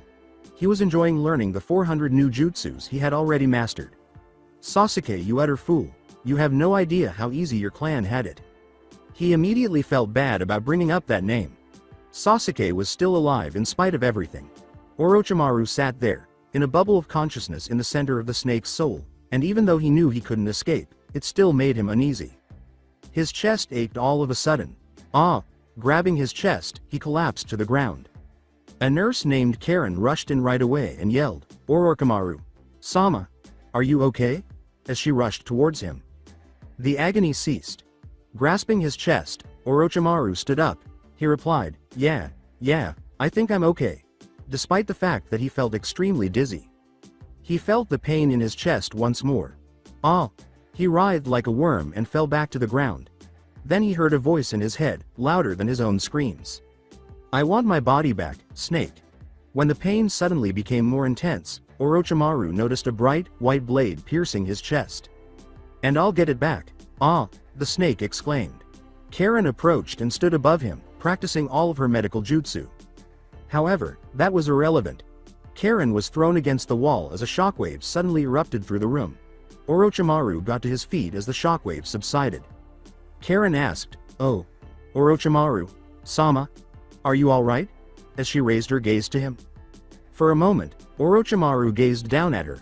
Before ripping his face off, he reached up. The face of a 16-year-old boy with onyx black eyes was underneath. For a moment, the new face's cold, strange eyes gazed down at the girl. Before light glowed from his hand, he said, "Orochimaru is not here." Konoha was silently approached by 4 figures. They approached the gate, where the guards were seated, and they were allowed entry upon spotting their leader. All 3 of them were completely covered from head to toe in black robes. While the other 2 appeared to be of average height, one was rather short, standing only about mid-thigh. They would fit right in with any crowd. Jiraiya the Toad Sage, the 4th, was instantly identifiable. They had returned. Jiraiya continued to the Hokage Tower after the 4 robed figures halted after they had entered Konoha 4 times. "So," a man under a cowl said, "want to make our big entrance?" From the other taller figure came a feminine voice that said, "Of course." Only the 2 were visible to the short figure. "Unfortunately, I have to leave," he said with a squeaky voice, "but I can already tell that you 2 are going to be some of the greatest masters." The man in the cloak said, "Thanks, Your Highness. Say hi to Sora for me." Mickey said, "Will do," and then teleported away. Before them, the 2 surviving figures turned toward the village. Well, best not keep them waiting. Abruptly, they vanished. When Jiraiya opened Tsunade's office door, she was working on some mundane paperwork. She paused, then raised her head. Before completing the page she was on, she remarked, "I never thought I'd be so happy to see your perverted face again." According to Jiraiya, "Thanks." Tsunade inquired, "So where are your students?" "Well, if you'll turn around, you see them, kinda." Before a boom sounded behind her, Tsunade appeared perplexed. "Naruto is back," was written in flaming explosions as she turned to face the window. A little smiley face burst into being, and then another streak of flame shot out from the words and headed for the Hokage Tower, landing on the roof just in time for another explosion that was 5 times as big as the first one that read, "Hinata's back too." 2 cloaked figures entered the office approximately 4 minutes later.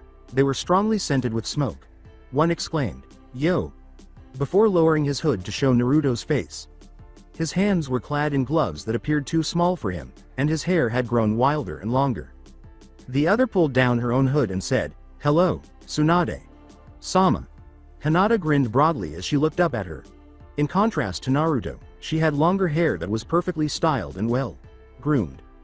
"I suppose that you were responsible for the giant flaming letters?" With a smile, Naruto said, "Maib." Tsunade let out a sigh. Some things never change. Her door suddenly flew open, revealing a young man with a kind face standing in the doorway. He had on a green shirt, black cargo shorts, and a short blue jacket that hung over the top half of his shirt and hung from his shoulders. Before a broad smile spread across his face, his eyes widened. "Naruto. Hinata." "Haku?" Naruto questioned incredulously. Haku grinned and said, "The one and only." He then rushed up to give his teammates both firm embraces. "Oh, I'm so glad you guys are back." Jiraiya and Tsunade observed the trio. They grinned broadly until Jiraiya gave Tsunade a hug. He looked at her with a very serious expression on his face as she looked at him. Knowing exactly what he was going to say, Tsunade let out a sigh. All right, enough with the reunion." Tsunade responded, "At least in here. If you are going to catch up, do it in your own room." "Whatever, Ba-chan." Naruto replied, "Hinata, if you'll do the honors." "Of course." The 3 of them then vanished with a mumble. Haku sat down in the living room of the opulent Namikaze estate and said, "Okay, tell me everything." "Well, that's a lot to tell. Well, first of all, do you remember the story of Sora?" "Of course," exclaimed Haku. Naruto pulled up a chair for himself and Hinata and remarked, "Good, that'll make this a lot easier. Well, we were just getting started when we discovered King Mickey, who immediately started teaching us all these awesome Keyblade fighting techniques. He then made Hinata go through the dream, in which she selected the rod over the sword, which should have given her a strong affinity for magic, which even now shows that she is far more adept at it than I am. Anyway, on the mission I learned several new jutsus, Hinata learned and invented some new spells, I became stronger, and we both learned a super awesome move that can blow anyone out of the water. Unfortunately, we need our Riku nearby to do that, said Hinata. Well, aside from that minor detail, we're doing fantastically. Naruto uttered those words. Well, I'm glad we're on the subject of Sora's life, because I think it's time for a new addition. Oh, what is that one? Naruto inquired. The water started to move in front of him, creating a big blob that hung in midair, and Haku grinned as it started to form. Well, it's really quite simple. You have Lee the mage, so it's time for, he said, pausing for dramatic effect as the water took shape before freezing into a solid object, a blue and black shield. Haku the defender. For those of you who need a visual reference, Vexen's shield. Silence reigned until Naruto uttered the single word, nice. Team 7 entered the Hokage's workspace. Hi there, 7th team. According to our spy network's most recent report, Orochimaru has passed away. Haku has been pleading for a mission for the past few months, so I'm giving you guys a chance even though normally I'd have Anbu look into this. Now, please don't mess up for me. We'll be back in a couple of days, Naruto said, taking his teammates' hands and pulling them out the door. No problem, Ba-chan. To the Hokage, Naruto cried out. Standing here on the canyon, Team 7 was able to easily identify Orochimaru's hiding place because they were on the edge of Ricefield country. About 10 miles north of their location, it was the smoldering heap of debris. Hinata stretched her eyes to the limit, while Naruto struck a dramatic pose on a fallen tree log. She closed her eyes after saying, I think there's some Heartless down there, but it's foggy. Well, if the snake is down there, we mustn't keep him waiting, said Naruto as he got to his feet. Actually, I think we should be fashionably late, myself, Haku replied. Ah, Naruto grinned, it's good to be back among friends. With her bottom lip protruding in a phony pout, Hinata remarked, but I thought I was your friend, Naruto. Naruto walked up to her and said, of course you are. In fact, you're my best friend. Naruto then planted a kiss on her. Wow. Haku responded, your relationship evolved pretty fast. Believe it. The three of them moved swiftly and silently to the smoking pillar that denoted the location of Orochimaru's lab. They had already run into a few stray shadows and swiftly eliminated them, noting that they seemed to be disorganized and leaderless. Is that a positive or negative thing? Haku inquired. Both. It's good because it means the Heartless will be dispersed and have no one to command them.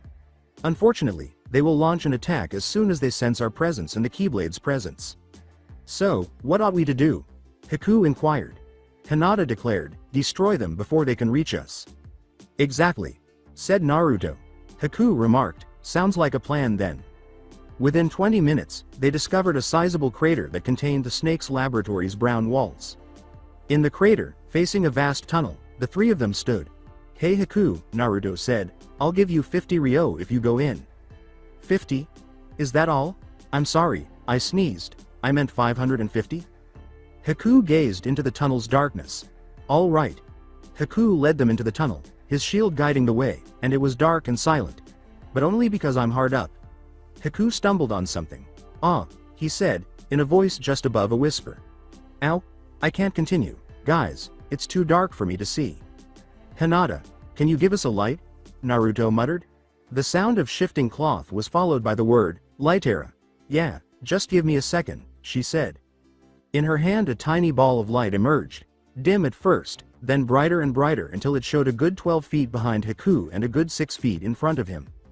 Haku wished he had been left in the dark all of a sudden. In the dust, a mutilated skull with 5 horns protruding from its forehead, 4 eyes, and enormous fang. Like teeth stared at him from its empty sockets. After examining it, Naruto remarked, probably one of Orochimaru's experiments. He then kicked the skull out of the way. Haku said, all right, I don't like this. Come on, relax, Naruto said, grabbing him. The worst we'll find down here are some Heartless. A ghostly voice said, Help. SSSSSAVVVVVMMMME. A hand dug into the ground in front of them, emerging from the darkness, and the arm pulled a body into view. Suddenly, a soft, grinding sound that sounded like a whisper could be heard. It was a sickly, pale thing with scaly patches covering its torso, and beyond that was a snake's tail. The figure drew closer, its face to the ground, until at last it was close enough to the light to reveal that it had only one arm. It raised its head, revealing its 3 unnatural eyes, 2 long fangs, and that half of its face was disfigured by maggots that were slowly eating away at it. I T T T L L L L L L L L M M M M M M M E N N N N N N N N N N O W W W W W W W. After giving it a pitying glance, Naruto used a kunai to kindly stab it in the heart and said, "I'm sorry." They were all grateful that there were no more deformed experiments in the tunnel. They went on through the tunnel until they reached another crater, this one with the same brown walls, but this time it was full of more than just debris. It was full of Heartless, too. Haku made his shield, Hinata pulled out Starseeker, and Naruto suddenly held the Kingdom Key. After glancing at his allies, Naruto charged into the crater, eliminating 4 shadows before moving on to some soldiers. Hinata joined him shortly after, and Haku followed.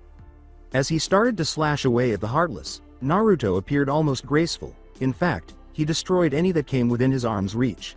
Then, a soldier who was also a Heartless charged at him, and Naruto just glanced at it before using a fire spell to strike it.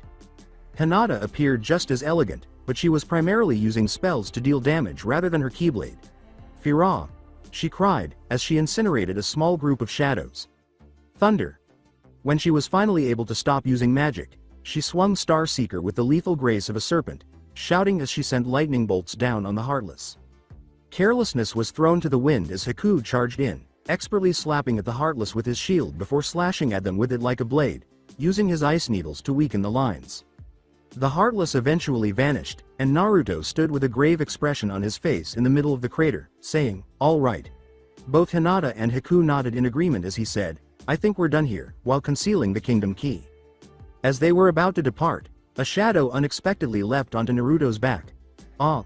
he screamed, stunned by the unexpected assault, and as the Heartless started to sap his strength, Haku and Hinata could only gape. The Heartless on Naruto's back was killed when a bright, gold blur suddenly flew towards him from the crater's edge. "Hey!" they heard a voice say. The golden blur suddenly began to head back to the edge of the crater, where a gloved hand caught it. "Wake up, Naruto." As Naruto turned to face the source of the gold blur, his eyes grew wide. No way. Sasuke Uchiha was standing on the edge of the crater, but it was not the Sasuke they remembered. He was wearing gloves too small for him, a new organization robe, and his black eyes seemed to reflect a kinder, wiser light behind them. A chain hung from the pommel, and at the end of the chain was a circular disc that was onyx black on one side and red on the other, with a tomo on the red side every 3 seconds. "Hey, Naruto," Sasuke said. "Long time no see." Naruto looked at his hand, which held the dark Keyblade, but it was different.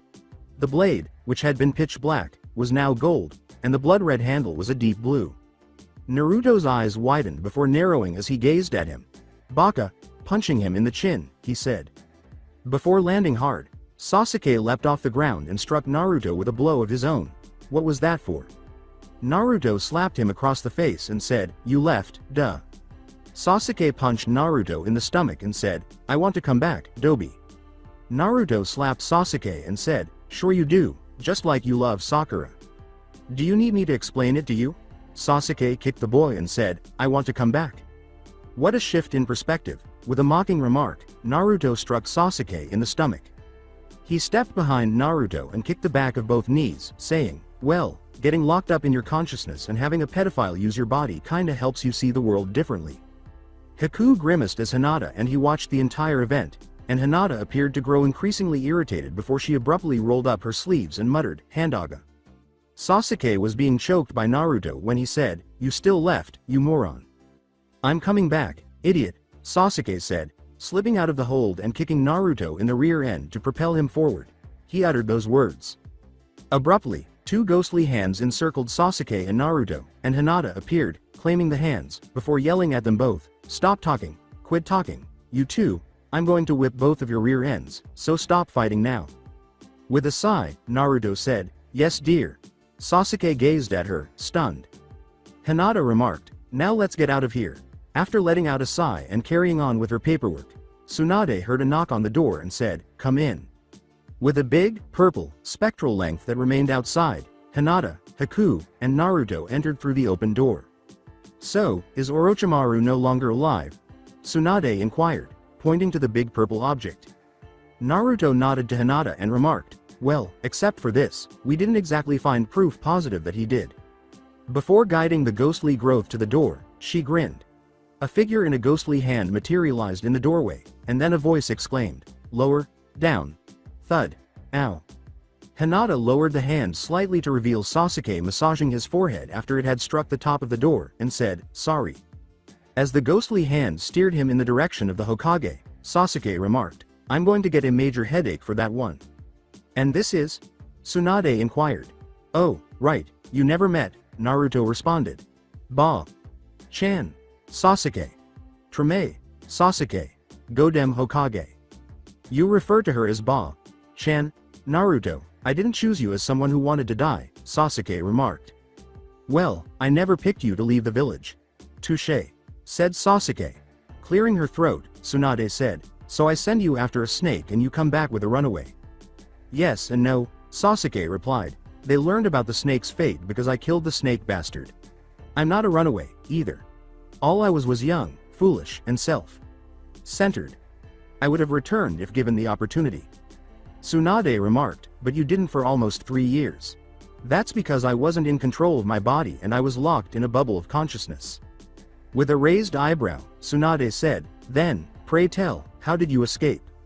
Using his hand to call forth his Keyblade, Sasuke grinned and said, "This is how, my Keyblade, light in exile. I'm glad you asked." "I'm meant to be impressed, then." Speaking up, Naruto said, "Well, Tsunade Sama, I was actually hoping that you would be." "Why?" she inquired. "Because, if I'm right, which the probability is very high that I am, Sasuke is my Riku." The boy standing in the middle of the council chamber caught Tsunade's attention. Wearing his cloak from the new organization, he stood there staring up at her. She mentally reenacted Riku's story slowly. A boy who has been a friend for life is duped by the darkness's fictitious strength. He obeyed the authority and used it for a good cause. He was engulfed by the darkness. The darkness took his body away from him. In the midst of light and darkness, he awoke. He became the power of twilight because he attempted to flee the darkness but it followed him. History is repeated. The clan heads were glaring at Sasuke as he stood in the center of the room. He was Riku's replacement. One of the members declared, "We should execute him. Sume Inuzuka was the one. His treachery nearly killed our kids. If it weren't for Naruto's healing abilities, then they would be dead." An elderly warhawk named Danzo, who had lost the majority of his limbs in some previous battles, raised his voice. "Execution is a little extreme, Inuzuka. Sama, we would, after all, lose the Sharingan. Perhaps we could keep him as a ninja, but under my watch." "No, Danzo, he must pay for his betrayal. He must at least lose his shinobi status," said Shikanara. The Hokage continued to look down at Sasuke while Sasuke continued to look at him. Around them, the voices continued to quarrel over the appropriate punishment. Danzo pushed for Sume to be put to death, Shika to fire Sasuke, and Sasuke to be placed beneath him. Sasuke and the Hokage disregarded the voices, until one voice snapped like a knife through them all. "I call for full pardon." Everybody, including Sasuke and the Hokage, turned to face the direction of the voice. It came from a man who had been sitting in a seat for over 16 years. Naruto smiled as he sat in the Namikaze seat. There was silence throughout the room. That is, until Danzo got up. "What are you doing here, I mean, boy. This is a council chamber. Unless you are a clan head, you have to stay out." "Well, I think I'll let our Hokage here clear things up, and then I'll get to my explanation," Naruto replied. Tsunade let out a sigh. Naruto is the son of Minato Namikaze, the fourth Hokage, and thereby, it's his duty to perform as clan head. Now as to why you say a full pardon, you better have some good reasons for it. When Naruto said, "I always do, Ba. Chan," several council members gasped at the moniker.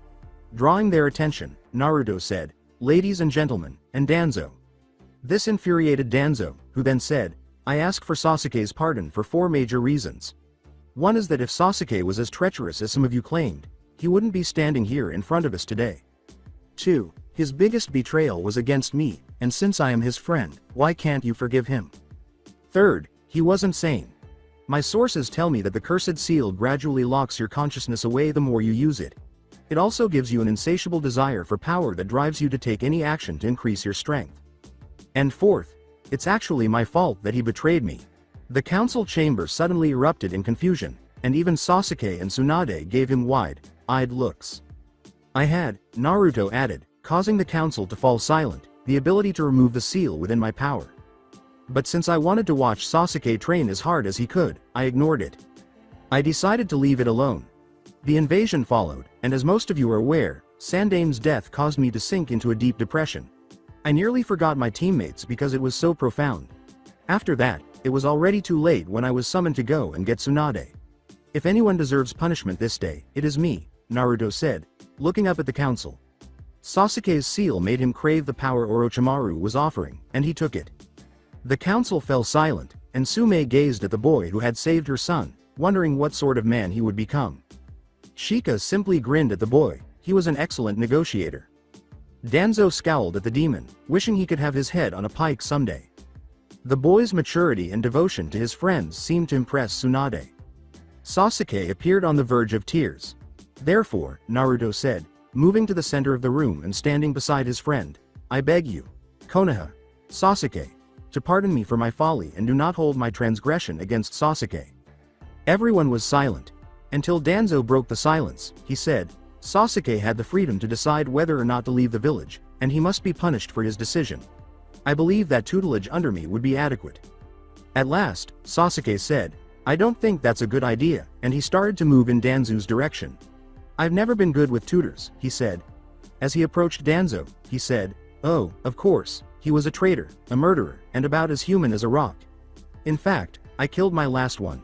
However, he taught me a number of crucial things, such as who his contacts were. Danzo's one eye widened at the word, contacts, but he quickly fixed it to conceal the reaction. Tsunade got to his feet and said, are you saying that Danzo is a traitor, Sasuke? Before he could finish, Sasuke turned to her and said, no, of course not, I just find it weird that ever since we have known about the sound, Danzo has not once called for an attack on sound. He also said, I find it strange that the sound 4, the ninjas who were sent after me, got into Konoha so easily, almost like someone from the inside had told them when to do it to avoid being spotted. For example, Sandame ordered the Ne Anbu to disband, but if you go a mile or so underground, you'll find this enormous Anbu branch headquarters. Can you prove any of this? Tsunade asked, glancing at him. If I didn't, would I be leveling such charges? Sasuke said. Danzo sat in his chair, trying to think of something to do. They're going to find out, he said. The Uchiha is overly knowledgeable. I'm not going anywhere. I'd rather not die. They'll pay, the Uchiha. That final idea grew inside his head until it echoed off the walls of his consciousness. So you can unequivocally show me that Danzo was Orochimaru's contact, led enemy ninja into our village safely, and disobeyed Sandame orders? Sasuke replied, absolutely. Banzai.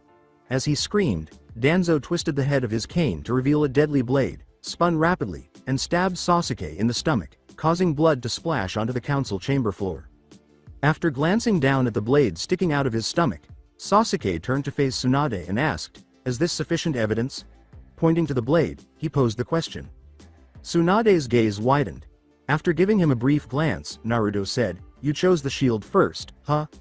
Well, a smart guy told me that strength is not about how much you give out, said Sasuke with a smile. It all depends on how much you take.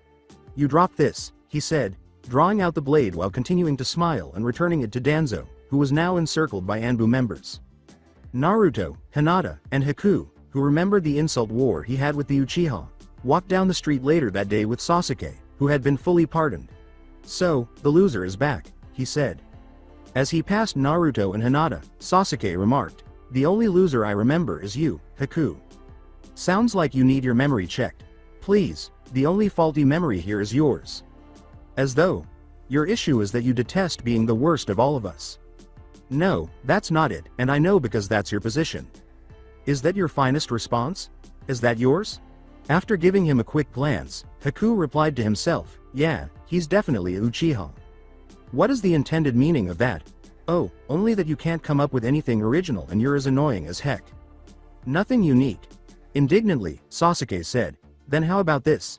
He started to make hand gestures, but a huge, spectral hand grabbed him, and the other hand grabbed Haku. Cease. Stop it, both of you. Shouting at them both, Hinata declared, I'm tired of this, quit arguing, please. What's got you so angry? Haku asked, glancing at her. The answer was, of course, PMS, but Naruto dared not speak, so he gave the wise counsel, don't ask. It was gloomy. A large portion of my life has been devoted to the pursuit of knowledge, he said, poring over stacks and stacks of manuscripts while sitting in the dark. This world has been well protected by that knowledge, nobody questions that. People's respect and smiles are a blessing to me. Despite being referred to as a sage, I am not always able to understand everything. I think that every heart, no matter how pure, harbors darkness. The tiniest drop has the potential to spread and engulf the heart. I have seen it numerous times. Darkness. The heart's darkness. How does it come into being? How does it end up having such an impact on us? I have to find the answers because I am the world's ruler. After reading the entire report 6 times, he finally reached the works of the real Ansem. My efforts these many years have come to fruition, with the world I govern having become a paradise worthy of being called Radiant Garden. I must find them before the world is lost to those taken by the darkness. He skimmed the pages. The people greet each day with hopeful smiles, fragrant flowers bloom abundantly, and they are nurtured by the pure water that is the source of life. However, there is always darkness present where there is light. As I mentioned in my previous reports, this paradise depends on me unraveling the mystery of this darkness of the heart. I'll conduct an experiment to delve into someone's heart. Xehanort, one of my own apprentices, has offered to be a subject. Ever since I saved him from certain death a few years ago, the young man has been there for me. At the time, he had lost all of his memories, but he later demonstrated extraordinary intellectual curiosity and eagerly took in my lessons, becoming profoundly wise. His youth is undoubtedly the cause of any mental immaturity. I might be able to remember the past that is hidden inside Xehanort's heart if I use psychological tests to examine it. Xehanort's memories have also piqued the interest of my apprentice even. But is he the appropriate topic? It's true that Xehanort has extraordinary talent. Too remarkable. They might even be superhuman. Yes. He pondered, how can this be accomplished? How can this Kingdom Hearts be unlocked using Xehanort's power? How can I accomplish this without becoming a heartless nobody? When the man looked up, he saw 2 red eyes staring at him from a mirror. Something came to mind. Well, although it has promise, it makes me too dependent on him, however. When Tsunade summoned Team 7, they stood there, with Sasuke appearing a little distant, Hinata a little irritated, Naruto appearing to be being too cautious, and Haku. Haku appeared to have jabbed a stick at a rabid dog. Am I even interested in knowing? She pointed to the ice user who was bruised and asked. Naruto responded, not really. Well, forget about that for now, Tsunade sighed. For you, I have some very important missions. First, you have a mission, Naruto. I want you to keep searching the Ricefield country. If you come across anyone who is heartless, kill them. Bring someone here to be questioned if you find someone who is open to change. Naruto said, yes ma'am, and then teleported away. Sasuke exclaimed, hey, why are we not receiving a mission while Naruto is? With a lighthearted grin on her lips, Tsunade said, because you are all still genin. The 3 of them suddenly realized what was going on. Oh man, Chunin exams again.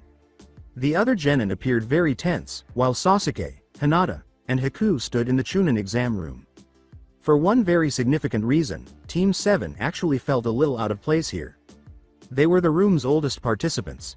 Additionally, they were the tallest, which made things very awkward, but it also made some students anxious because they believed that the exam was so difficult that Team 7 still hadn't passed. Naruto better not be having fun right now, complained Sasuke. Somewhere in the country of rice fields. Ah, Naruto said, riding on Gamakichi as the toad did backflips in the air. This is fantastic. Why would it be enjoyable to hunt down Heartless? As she sat down, Hinata asked. Now. Sasuke acknowledged that you had a point, and then he took a seat. Haku located his chair and took a seat. All right, maggots. Sit down. As Ibiki took over, he explained the test, the rules, and other details. Hinata ignored him and got ready to use her Byakugan. Sasuke got the Sharingan ready. Haku set up a roof, mounted ice mirror.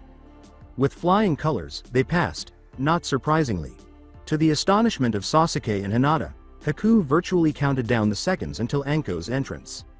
The walk and the entire exam bored them to tears, so they followed her. When they were finally let loose in the forest, they checked the scroll and froze the first group they came across. To their dismay, it wasn't the correct one, so Sasuke proposed that Hinata use her Byakugan for the following group. The chakra wasn't worth it, she said. In the first day, they proceeded through the forest, freezing teams with Blizzagas until they obtained their scroll, and then they traveled to the tower, where they established a camp. The following day, Hinata's Handaga threw anyone near the camp into the air. The majority of day 2 was devoted to Sasuke creating a number of ethers for the magic stockpile. When Team 7 eventually entered the tower on the third day, they unlocked the scrolls and informed the summoned ninja that they had received the sign, had been there, had completed the task, and were now on their way. They stood glazed over for the remainder of the fights after Hinata, Sasuke, and Haku dominated the third preliminary round by thrashing anyone who challenged them. At last, Tsunade appeared and clarified that they had a month to make improvements and other things. With the intention of having fun for a month, Team 7 departed for their individual homes. On the fourth day, Naruto returned. He walked into Tsunade's office and said, "Hey, Ba-chan." "Hi, Naruto. How was the mission?" The Hokage sat at her desk and asked. "There are no heartless people in Ricefield country, but I discovered it was empty. I couldn't tell if they wanted a change because no one was there." "All right. Naruto, thank you," Naruto said, "No problem Ba-chan," and turned to leave. A sharp pain shot through his skull, burning like acid, then slowly moved down his back before delivering a punch to his stomach that knocked him to the ground. Naruto. His world went dark as he heard a voice scream, but it was fading. His one light was encircled by darkness, and darkness surrounded him. Then a tall, dark-skinned man with white hair and a long, white coat appeared. His lips were pressed into an evil smile. "Light? Boy, I'm not going to be defeated by light alone." "No," Naruto said, simply staring at him. "Ha-ha-ha-ha-ha-ha-ha-ha-ha." Tsunade was leaning over him, holding two paddles and a defibrillator next to her, as the black faded away to reveal the Hokage's office. Clear. For miles, people could hear the ensuing scream. "Www.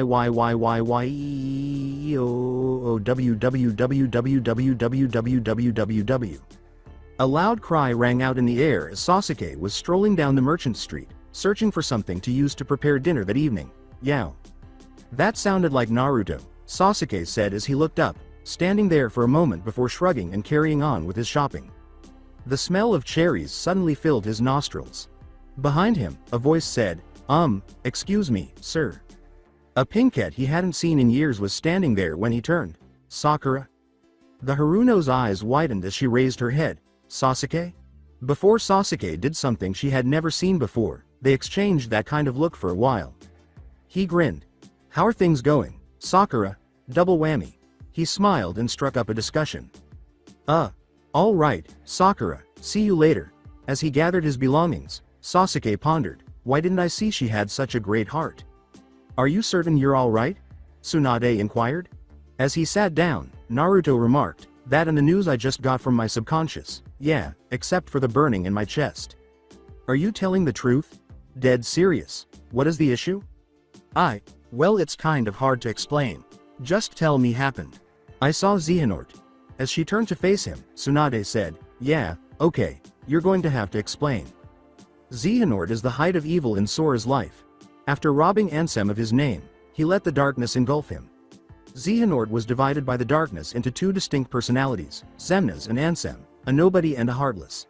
Both attempted to use the power of Kingdom Hearts to unlock the world and plunge it into darkness." "Kingdom Hearts is bad, then?" "No, although Kingdom Hearts is a light game, its power can be abused. The hearts in Kingdom Hearts will turn heartless if they are released. However, they could also be used to complete people, which, depending on the individual, could be either good or bad." "What issue does Xehanort's presence present with us, then? How will this impact us, after all? Isn't Kingdom Hearts in a different universe? From what world did Sora originate?"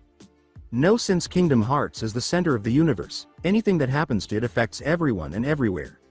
So, what ought we to do?" As he got to his feet, Naruto said, "There's only one thing we can do." "What?" He turned and made his way to the door, saying, "Wait for him to show his face, and punch his lights out." "What if we don't succeed?" After stopping, Naruto said, "Failure is not an option." "So, what gives you the impression that you can work for our company?" In front of him, the man questioned the three former sound ninjas. The girl, who had dark red hair, thin, rimmed glasses, and a skimpy outfit, declared, "I am a chakra sensor and nurse." However, they all did. Another, who had short hair and carried Zabuza's sword, said, "I am Zabuza's apprentice and I have many water jutsus under my belt." The other stood like an orange, red-haired mountain and said nothing. How about him? The man inquired. The redhead said, Orochimaru had based the cursed seal on him. After sitting on a throne for a while in silence, the man said, I see. Very well, you can join. Bowing, the redhead said, thank you, sir. She bowed, and the others did the same. The man on the throne said, you may go. The trio departed. We are now up to 13, the man reflected as he sat. How intriguing. Naruto was impressed.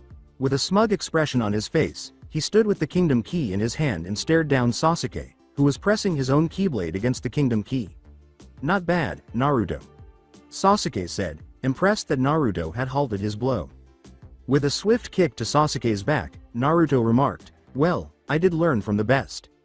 Sasuke said, no, that would be me. Then he charged Naruto, raising his keyblade above his head, and Naruto swiftly sidestepped, blocking the blow with his keyblade. Naruto raised both of his keyblades above Sasuke's head and punched the boy in the stomach, saying, no, I'm pretty sure that's me. Sasuke didn't feel much better, and Naruto's fist felt like it had struck a wall. Abruptly, both of them retreated, tending to their injured bodies. Man, Naruto, you know how to pack a punch. What are you hiding under your shirt, Sasuke? Armor made of plates? Man, Naruto said after they had calmed down a little, if either Sora or Riku saw us, they would be having a competition to see whose student is the best, you know that, right? The two boys exchanged glances before bursting into hysterical laughter. Obviously, but really, we ought to return to our spar. They were in the backyard, training area of Namikaze Manor when Naruto said, yeah. Hey, by the way, I know you chose the shield first, but what was your second choice? The sword. I figured that if you were anything like Sora that's what you would have gone for. As he readied himself for battle, Naruto remarked, what do you know, you do know me. At the other end of the yard, Sasuke was standing with his keyblade in Riku's stance, which is a position in which the wielder always keeps his keyblade by his side until he is attacking or defending. Sasuke ducked under the blade and moved beneath Naruto's defense, but Naruto teleported out of light in Exile's path as he charged, swinging his keyblade around himself to use as an offensive and defensive move. I see you found the niche in the attack. Niche? More akin to the yawning abyss. Whatever, Sasuke. Naruto then produced 3 Lerxine needles, one for each finger except the thumb, and hurled them with 3 swift, elegant motions. Sasuke ducked under each one and leapt away to avoid being struck by the cloud of lightning that erupted from the needle's ends. When the hit didn't come, Naruto stood up and completed a series of hand signs while Sasuke rolled on the ground, raising his keyblade for a blow he knew was imminent. Sasuke thought, crud, and then he got ready to dodge. Rikuden, Fuden. After inhaling deeply, Naruto slapped his chest and pushed the air out of his lungs. The air immediately formed a huge, spherical projectile that shot at Sasuke with incredible speed. Sasuke ducked just about. Behind him, the enormous windball struck the wall, leaving a huge crater in its wake. Are you trying to murder me, dude? Sasuke inquired. No, but I felt that we could do something more. Regretfully, I feel like I've been drained more than I anticipated. With a flash of light and exile concealed in his heart, Sasuke remarked, not surprising, I did use Drainara, on you. With a pant, Naruto remarked, yeah, I don't like that one. Taking his friend by the shoulder, Sasuke grinned and said, come on. I'm feeling a little exhausted myself, and I can't overwork myself, I have the Chunin exams to prepare for. Naruto grinned and said, whatever. As he escorted Naruto back into his home, which was tastefully decorated with mahogany wood and overstuffed furniture, Sasuke took him to his favorite chair and allowed him to slide into it. Ah. Naruto moaned in relief, thanks, Sasuke. Sasuke sat in another chair and said, no problem. After a while of silence, Sasuke inquired, what do you think about Sakura? With a raised eyebrow, Naruto turned to face him and asked, when did you show interest in your fangirls? I'm not. Sakura has a good heart, which is what I'm interested in. So why should I say anything? Give her a chance if you're interested in her. She might hold your interest or she might not, but you'll never know until you ask her out, Naruto said. Sasuke remarked, I was afraid you say something like that. You say that, but why? Well, when I was stuck in my consciousness, with Riku as my sensei, we didn't exactly touch on the subject of romance. Holding his hand up to prevent him from continuing, Naruto said, so wait. You don't know how to talk to girls, do you? Sasuke paused, saying, no, Naruto burst out laughing, saying, ahahaha. Oh my goodness. That's rich, I must say. The top genin hottie in Konoha is unable to communicate with girls. Bawahahaha. Shut up, said Sasuke. I'm being asked for dating advice by him. This is simply too good. Naruto said, giggling even more. If you didn't have memories of Sora and Hiyari's love life, we wouldn't even be having this conversation. Naruto continued to chuckle.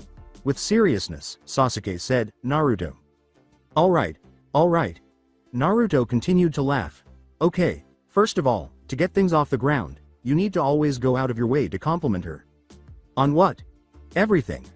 Anything that could be interpreted in a perverted manner should be avoided, including hair, jewelry, clothing, and general beauty. No remarks regarding her breasts, back, butt, bra, or underwear are permitted. Avoid going there at all. As long as they aren't too revealing, just limit the compliments to her face and attire. Second, avoid making yourself appear foolish by acting as though you know something when you don't. Third, always consider her first. Pull out her chair for her, be polite, and inquire as to where she wants to eat dinner. Fourth, be humorous. Funny guys appeal to girls. Fifth, be open to trying new things at all times. Sixth, it's human nature for her to become vulnerable if you make yourself vulnerable. The seventh and most crucial is this one. Don't make a mistake. With a tense smile, Sasuke shifted in his seat. Are you certain that's it? No, what I gave you was the abridged version, but I'm currently working on a book about the other 20. Some odd points. Sasuke blinked and glanced up at him. Calm down, I'm joking, Naruto said with a smile. I told you everything you needed to know. According to Sasuke, thanks. Naruto looked at the wall, mounted clock to see what time it was. Then all of a sudden he remembered. He said, oh crud, as he leapt from the chair and ran into his bedroom. Where is the fire? Sarcastically, Sasuke asked.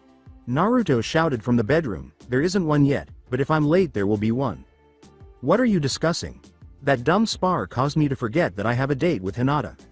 Laughing, Sasuke said, sounds like you need to get organized better. A kunai flew toward his head and lodged itself in the wall beside Sasuke's head. Stop talking. You are to blame for this. Is it my fault? As the boy hurried from his room wearing a nice pair of jeans and a shirt with an orange swirl on the front, with a headband belt hanging around his waist, Sasuke asked Naruto. You're to blame. I wouldn't be in this mess now if you hadn't come over here seeking a fight. It was you who introduced me to Xehanort. It was you who insisted that we perform at our highest level. Stop talking. Naruto yelled as he jumped out of his front door. In midair, he was already using the hand signs. Kachiyose no Jutsu. A huge eagle suddenly materialized beneath him. Fuzanme led me to Ichiraku's ramen bar. Yes, sir. The bird uttered those words before leaping into the air. Sasuke watched the boy and his bird leave through the door, grinning, and made some preparations before returning to his own house. Time passed slowly as Hinata, wearing a light blue skirt, matching shoes, blue hair clips, and a headband around her neck, stood patiently at Ichiraku's ramen bar, waiting for Naruto to arrive. The man who had that girl around his arm was the luckiest man alive, and after 10 minutes of waiting, she had already noticed that she had attracted the attention of several people, most of whom were men, and caused them to look at her with envy. Some of them attempted to emulate that man. After glancing at them, Hinata kicked them out. She looked up into the sky and saw a man riding a big bird, and she smiled when she finally heard an eagle call. Before hitting the ground, the bird dove and drew up. Naruto looked very cool as he landed next to Hinata after it abruptly poofed out of existence. Sorry I'm late, Naruto said as he got to his feet. Hinata gave him a mock glare and said, I guess I can forgive you. She then grinned and gave him a hug. After kissing her forehead and holding her there, Naruto said, My angel, I'm sorry I had to make you wait. I forgive you, my knight, and keeper of my heart, said Hinata. Reliving the moment he first realized she loved him, Naruto grinned as he escorted her into the bar. King Mickey said, So, Hinata, supporting himself with the inverse kingdom key, which he used as a staff. I assume Kairi guided you through the dream? Actually she wanted Naruto to lead me through it. Startled, Mickey got to his feet. She did? Sitting on a rock, still wearing her big sweatshirt, Hinata nodded. Really? Naruto, who was standing beside the king, inquired. Mickey turned to the robed boy beside him and said, Go ahead Naruto, let her through it. Well, that's strange. He shrugged, adding, but not entirely unheard of. After saying, Yes, your majesty. Naruto approached Hinata and touched her forehead. Naruto suddenly found himself in a large grassy field with wildflowers all over the place and a blue sky overhead. He grinned and said, I like this place. He then turned to look for Hinata, who was standing behind him in the center of the field, blushing a very deep shade of red. Then Naruto saw that the words, Hinata plus Naruto, love, were colored in the wildflowers. When Naruto looked up at the clouds, he saw that they were spelling the same thing. A group of birds were flying overhead in a heart shape, with the words, N plus H, written in the middle. Naruto blinked. Hinata reddened intensely.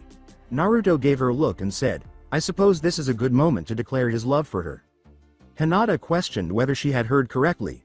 What? With a smile, Naruto said, let's just say I agree with the birds. Those were good times. As he entered the bar with the world's most beautiful woman, Naruto reflected on his lily among thorns. Sasuke was waiting outside the entrance to an upscale eatery.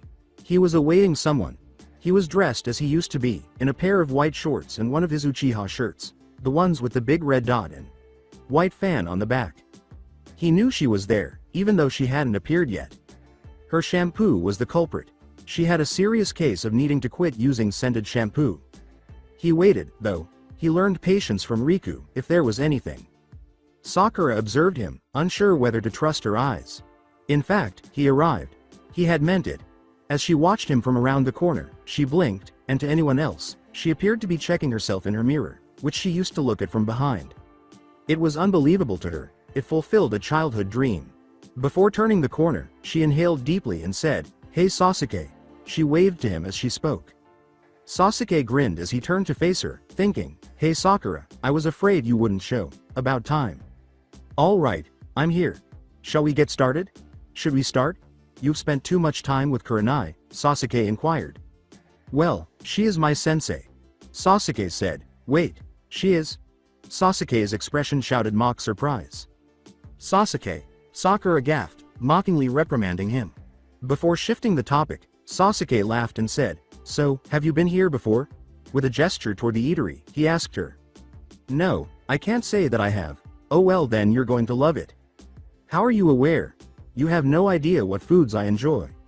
I know because it has a little bit of every food in all of Konoha, said Sasuke with a smile. It has barbecue, dango, ramen, and more. So why haven't I heard about it? Sakura inquired. According to Sasuke, because it's rather expensive, and that's a bit of an understatement. However, it's among the better ones I'm aware of. He was taking her to a fancy restaurant, and Sakura was a little taken aback. She pinched herself discreetly. Not a dream. Please wait to be seated, was the sign that Sasuke led them to, and they didn't have to wait long for a waiter to arrive. Two please, Sasuke said, and the waiter nodded before escorting them to a table, where he gave them two menus before leaving. He's not even going to take our drink orders, Sakura said as she watched him leave. No, not for 20 minutes. 20 minutes? Sakura asked, attempting to speak quietly. No, you see, this restaurant encourages couples to come here, so they give the couples a long time to talk without having to worry about food or drink or anything else, Sasuke said, glancing at her. You talk first and eat later at this restaurant. Sakura blinked and said, Oh. So, what would you like to discuss? Sasuke inquired.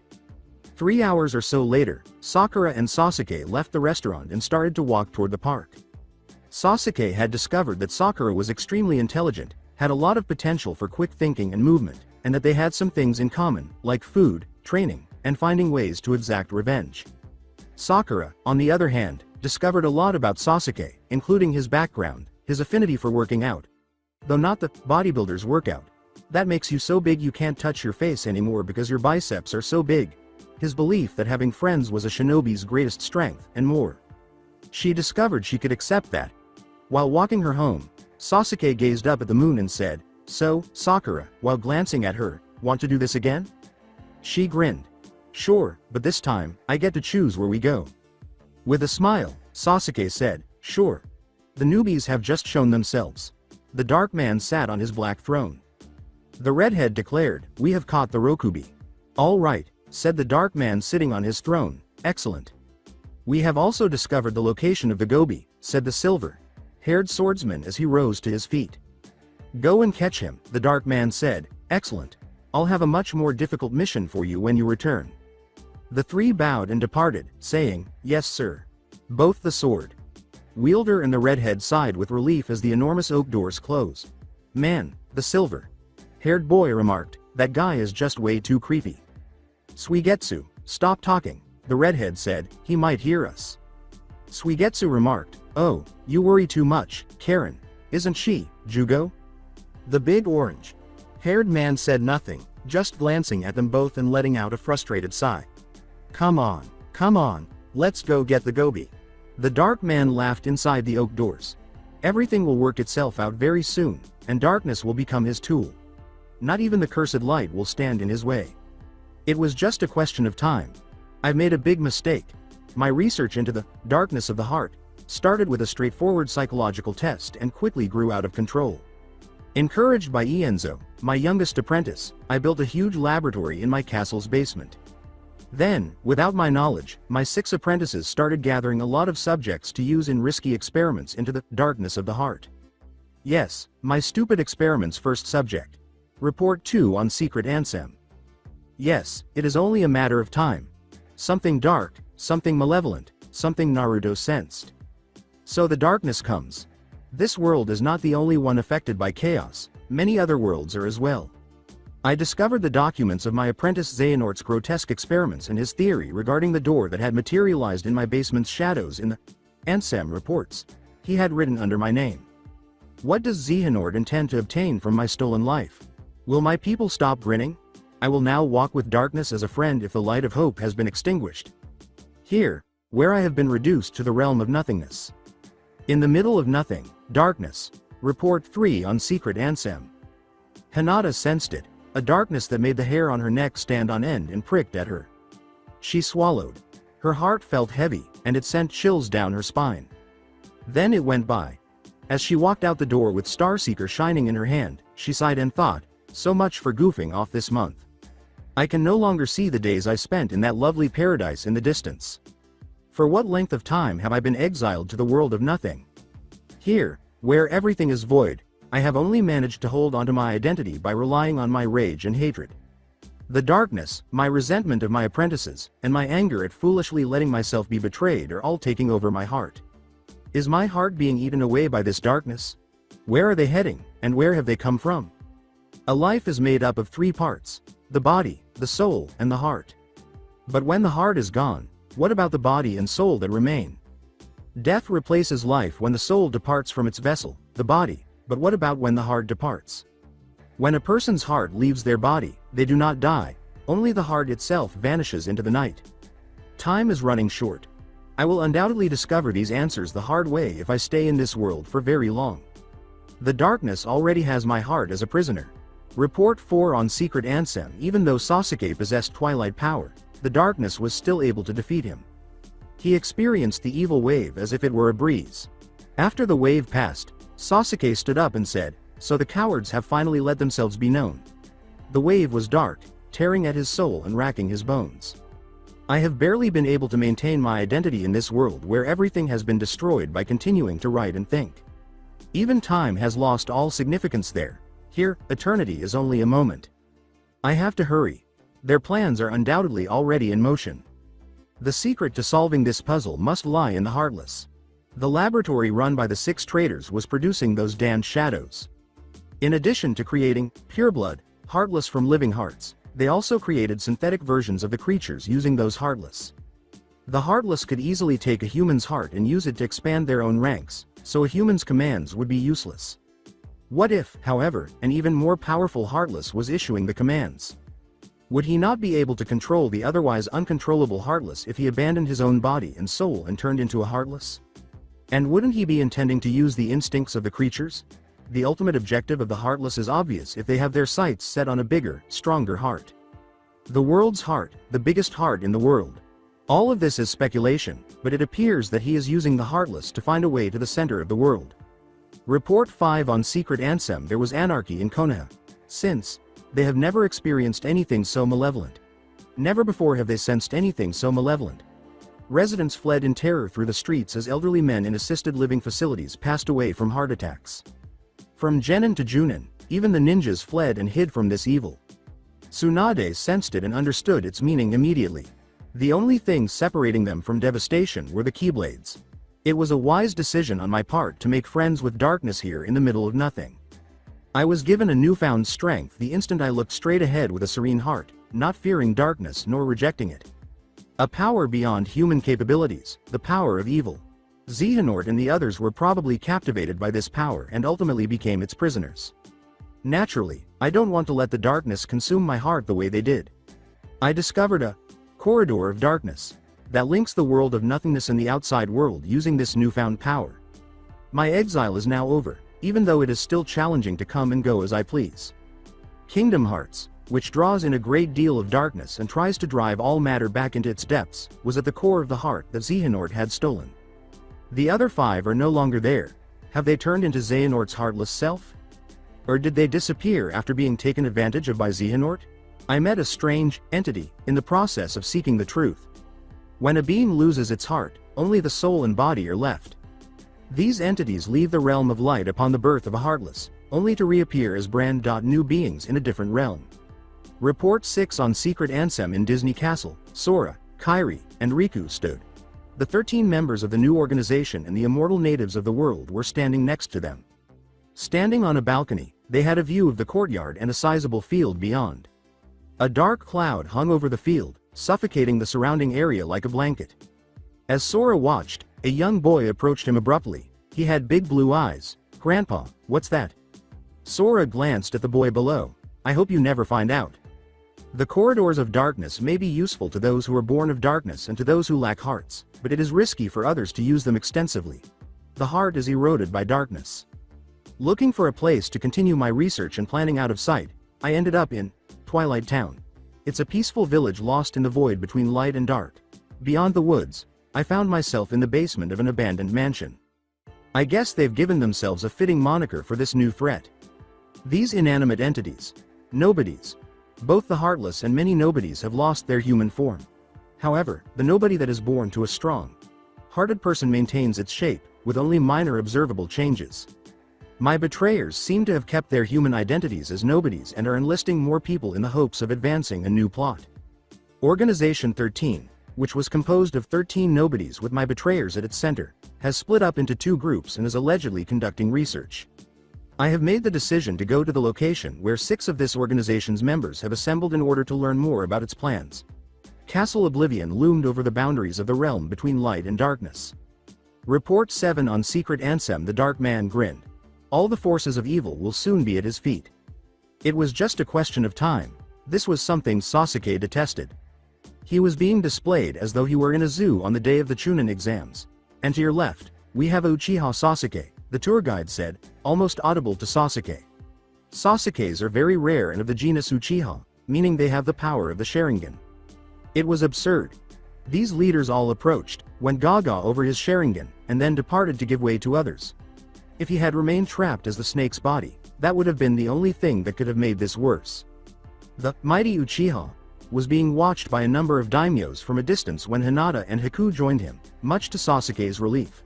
He muttered, "Oh, thank heavens."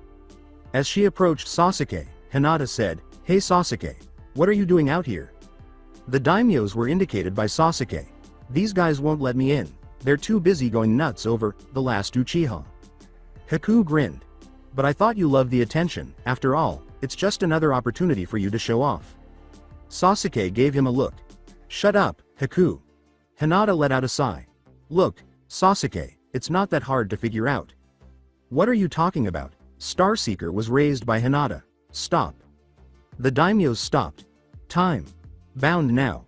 As she passed one of the daimyos and entered the arena, Hinata remarked, "And then you just walk on through." Sasuke grinned. As he walked past the warped men and their bodyguards, he exclaimed, "Thank heavens for magic." A thunderous round of applause greeted the trio as they descended to the arena floor. They gave these punks a polite wave before getting back to work and whooping the snot out of them. Sasuke felt somewhat let down. The child with whom he had been paired could hardly speak in full sentences. "Ju get noden don mi." Sasuke gave him a look. "Huh?" A tall man with wild, disheveled brown hair, the protector, rose to his feet.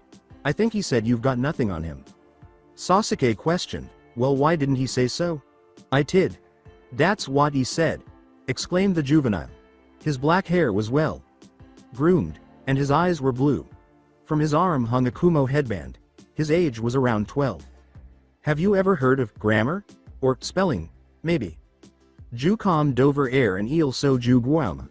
Baffled by the boy's speech, Sasuke blinked. Said the guardian. Just begin. Sasuke let out a sigh of relief. Finally, I couldn't take that blabbering anymore. Batter. Isoju batter. After blinking, Sasuke turned to face the throng. Does anyone have a gibberish.to English dictionary? The audience laughed at that. Ju makin fon umi? Am I making a fondue Lee? Ju makin fon umi? John's making the fun key. Arg, Ju die, exclaimed the boy as he produced a kunai. As light in exile gleamed in his hand, Sasuke grinned. Now you're speaking my language. The boy ran. Before turning light in exile around and slamming the boy's head, Sasuke allowed him to approach until the boy was only a foot away. As the boy started to get up, he said, Look, never get too close to a guy with a longer weapon than yours. It just doesn't work. He got a death glare from the boy. But after living with Orochimaru's killer intent, which even temporarily paralyzed Riku, Sasuke was impervious to such trivial glances. Sasuke appeared at ease even though he was just standing at the ready. The boy was even more enraged by that. With his kunai raised and prepared to strike Sasuke's chest, he charged. As he allowed the boy to enter, Sasuke grinned. With a lunge, the boy drove the knife deep into Sasuke's chest. When the boy noticed the handle protruding from Sasuke's chest, his eyes widened. Before quoting someone from Riku's memories, Sasuke reached down and took it out.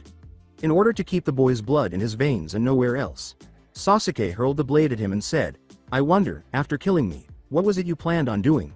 Sasuke moved as soon as the green aura subsided. Moved is actually a bad word. Blurred would be a much better one. The speech. Impaired boy was confused by Sasuke's blurring before an invisible force abruptly rammed him in the side. Abruptly, he felt as though a dull, bladed uppercut had struck him. Sasuke appeared where the boy had been flying when he flew backwards. Both hands were raised above his head, holding light in exile. The Kumo Genin's stomach and the blade lined up exactly. The boy flew to the ground as Sasuke brought the blade down. A shallow crater formed as the boy struck the ground. Sasuke took advantage of the situation right away. His Kibalde was aimed carefully at the boy, and then he used Drain. The Kumo Nin started to stand up but gave up due to exhaustion. Sasuke appeared to calm down. He turned to face the guardian. I don't think he's going to get up. Haku was the first to speak when Sasuke approached the contestant's booth. With enough sarcasm to fill an ocean, he said, Gee, I'm so glad you went easy on the kid. I did go easy, Sasuke said, looking up at him. Haku and the other genin looked at him, some of them suddenly feeling very uncertain about this. Haku let out a sigh. So who's next? The protector rose as though to respond to his query, saying, Next, Haku versus Kyuben, sucker. Sounds like my lucky day, said Haku with a smile. After leaping into the air, Haku used his secret bloodline to turn the surrounding air into a massive block of ice stalagmite. Haku used the ice stalagmite tip to slow his descent to the ground after grabbing hold of it. Not far behind was Haku's opponent, a burly boy from Kusa. He slowed his descent with his big trench coat, which gave the impression that he was flying. Upon reaching the ground, Kyuben hastily retrieved 4 kunai from his coat. Haku grinned more broadly and said, Are we impatient? Very well. After examining the two, the protector concluded that he couldn't hold them for very long and started the fight. With all 4 kunai in his hands, 2 in a reverse grip and the other 2 pointing forward, Kyuben charged forward. Channeling a small amount of chakra into the ice stalagmite, Haku allowed him to enter. Kyuben was getting closer and closer. The kunai was gripped more tightly. Haku's smile widened. The distance to Kyuben was 10 feet. 5 feet. 2 feet. Effect. Kyuben smirked as he continued to gaze at the ground. He struck. 2 of his kunai were deeply embedded in his target, and he could feel them. His arrogant expression changed to one of surprise and amazement as he raised his head. Haku's torso was not deeply penetrated by his kunai. Beside him, a tower shield had risen from the ice structure, and they were buried deep within it. On top of the shield were 3 large blue blades, 2 of which were in front of Haku's face. Let's play. Before the tower shield struck him in the face, Kyuben had just 1 second to process everything. Stunned, Kyuban staggered back. All 4 kunai slipped from his grasp. Haku moved before he had a chance to recover. Haku took his tower shield and sliced at the boy with the sharpened 3 points. Ah! Kyuban exclaimed as his chest was cut by the 3 blades. Before flipping the shield so that the 3 points were only an inch from Kyuban's throat, Haku pushed the shield forward once more, sending the boy to the ground. Haku gave a sadistic smile. Game over. The protector yelled, "Match, winner. Haku." As Haku walked to the rail of the opponent's box, Sasuke remarked, "And you called my match overkill?" Haku remarked, "Whatever, Emo, you're just jealous." Sasuke responded sarcastically, "Oh, yes. I'm so jealous of your mediocrity." "Who are you callin' mediocre?" Looking at the book she was reading, Hinata said, "Boys, stop it, before I decide to give the both of you a timeout." Haku exclaimed, "He started it. I don't care who started it, I'll finish it." Everyone in the competitor's box, meanwhile, started to perspire. While reading her book, Hinata stood in the middle of the arena. Her opponent, a girl with auburn hair who was around 14 years old, said, "So what, you're not even going to pay attention to me?" "Huh? You say something," Hinata said, looking up. A masked Junin chuckled to himself somewhere in the stands. And the protector said, "You may begin." Hinata bided her time until the girl charged. She continued to wait. At last, she raised her head from her book. She noticed that her opponent was standing there brandishing a kunai. Hinata questioned, "So are you going to charge me or what? And wind up like those other losers?" "No, you take the first move." As she tucked her book into her cloak, Hinata grinned. "Let the enemy move first." "Very smart." Starseeker flashed into her hand, and the girl tilted her head, trying to understand what she was saying. Yet at the same time, it opens the other person to a great risk. 3 vines suddenly grew out of the ground and encircled the girl. Because you never know exactly what you're up against. The second round proceeded similarly to the first until only the 3 of them and a child from Kumo remained. The poor boy was engaged in a furious altercation. Like soldiers before a mission, the boy was anxious. At last, Sasuke took hold of his shoulder and spoke. "Relax. 'Cause if you don't, I can promise you, you are going to get hurt." Kumo Genin nodded nervously. The next match was called with a sigh by the protector. Hinata Hyuga and Haku. Both opponents spoke in unison. "We give up." The Guardian gazed up at them both. Alright, next match, Sasuke vs. According to Sasuke, "I give up." When the Kumo Nin and the Protector both turned to face him, Sasuke said, "I think we've proven our abilities." The Kumo Genin sighed deeply in relief, "Thanks." In the middle of the arena stood 5 new Chunins. The 3 members of Team 7, the girl Hinata faced in the first round, and the Kumo Genin who was freaking out not too long ago. Tsunade began, "Congratulations," adding, "You have all made the rank of Chunin." Sasuke interrupted her as she did so. He said, "Yeah, that's great and all, but I've got to go," and then abruptly vanished. Before teleporting off, Hinata stated, "I have a previous engagement." Before leaving the 2 other children alone and feeling very uncomfortable, Haku said, what she said. The dark man sat in a dark room in an unidentified tower. The room's enormous oaken double doors opened, revealing a tall man with orange hair, facial piercings, and gray eyes composed of concentric circles. The dark man asked, "So, how does the experiment go?" The man with the orange hair said, "It goes well. They find my bodies as superior forms and obey them willingly." Any side effects? None whatsoever. The man with the dark hair grinned. "Excellent. Begin construction on the portal." As he walked away, the man said, "Yes sir." Grinning, the dark man sat on his throne. He was very near. There was a knock on the doors. The dark man said, "Enter." 3 figures came in. Jugo, Suigetsu, and Karen were there. A figure in red armor from head to foot was abruptly dropped by Jugo. Knowing that his partner would never communicate with the leader, Suigetsu declared, "We have the Gobi." The man with the dark hair grinned. "Very good, now, I have a mission for you." Tsunade looked at every member of Team 7 and said, "I have a mission for you." Naruto said, "What do you need, Ba-chan?" As you may or may not know, Gaara, the one-tailed Jinchuriki of Suna, became Kazekage 2 years ago. Ever since then he has been sending formal requests for you, Naruto, to come on a diplomatic mission. "So you want us to go to Suna?" "That, and I want you to try your best to push for an open trade route." The sand in Suna is very rich in silicon, which we can use to advance in our electronics technology. Naruto said, so we want their sand? Couldn't we just take it? I mean, it is dirt. We could, but we want to make it out as if we were bound by honor to make us a more pleasurable ally. So we're going to make ourselves look better by asking for their dirt? Exactly. Okay, you have 1 hour to pack. Have a good trip. Have a good trip, my eye. Naruto pondered.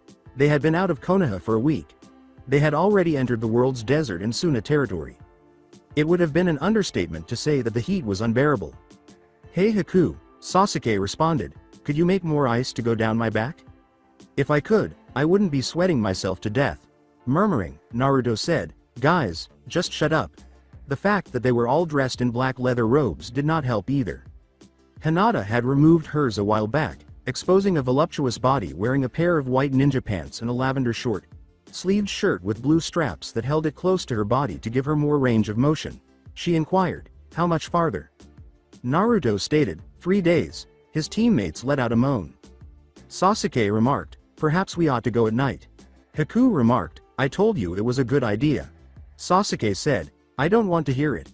They all gathered and prepared to leave as soon as the sun set. They moved slowly through the desert, where the chilly wind compelled them to don their robes once more.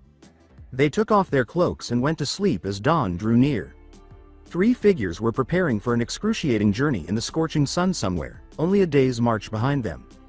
Team 7 entered the gully that served as Sanagakure's entrance. An individual named Suna Chunin greeted them.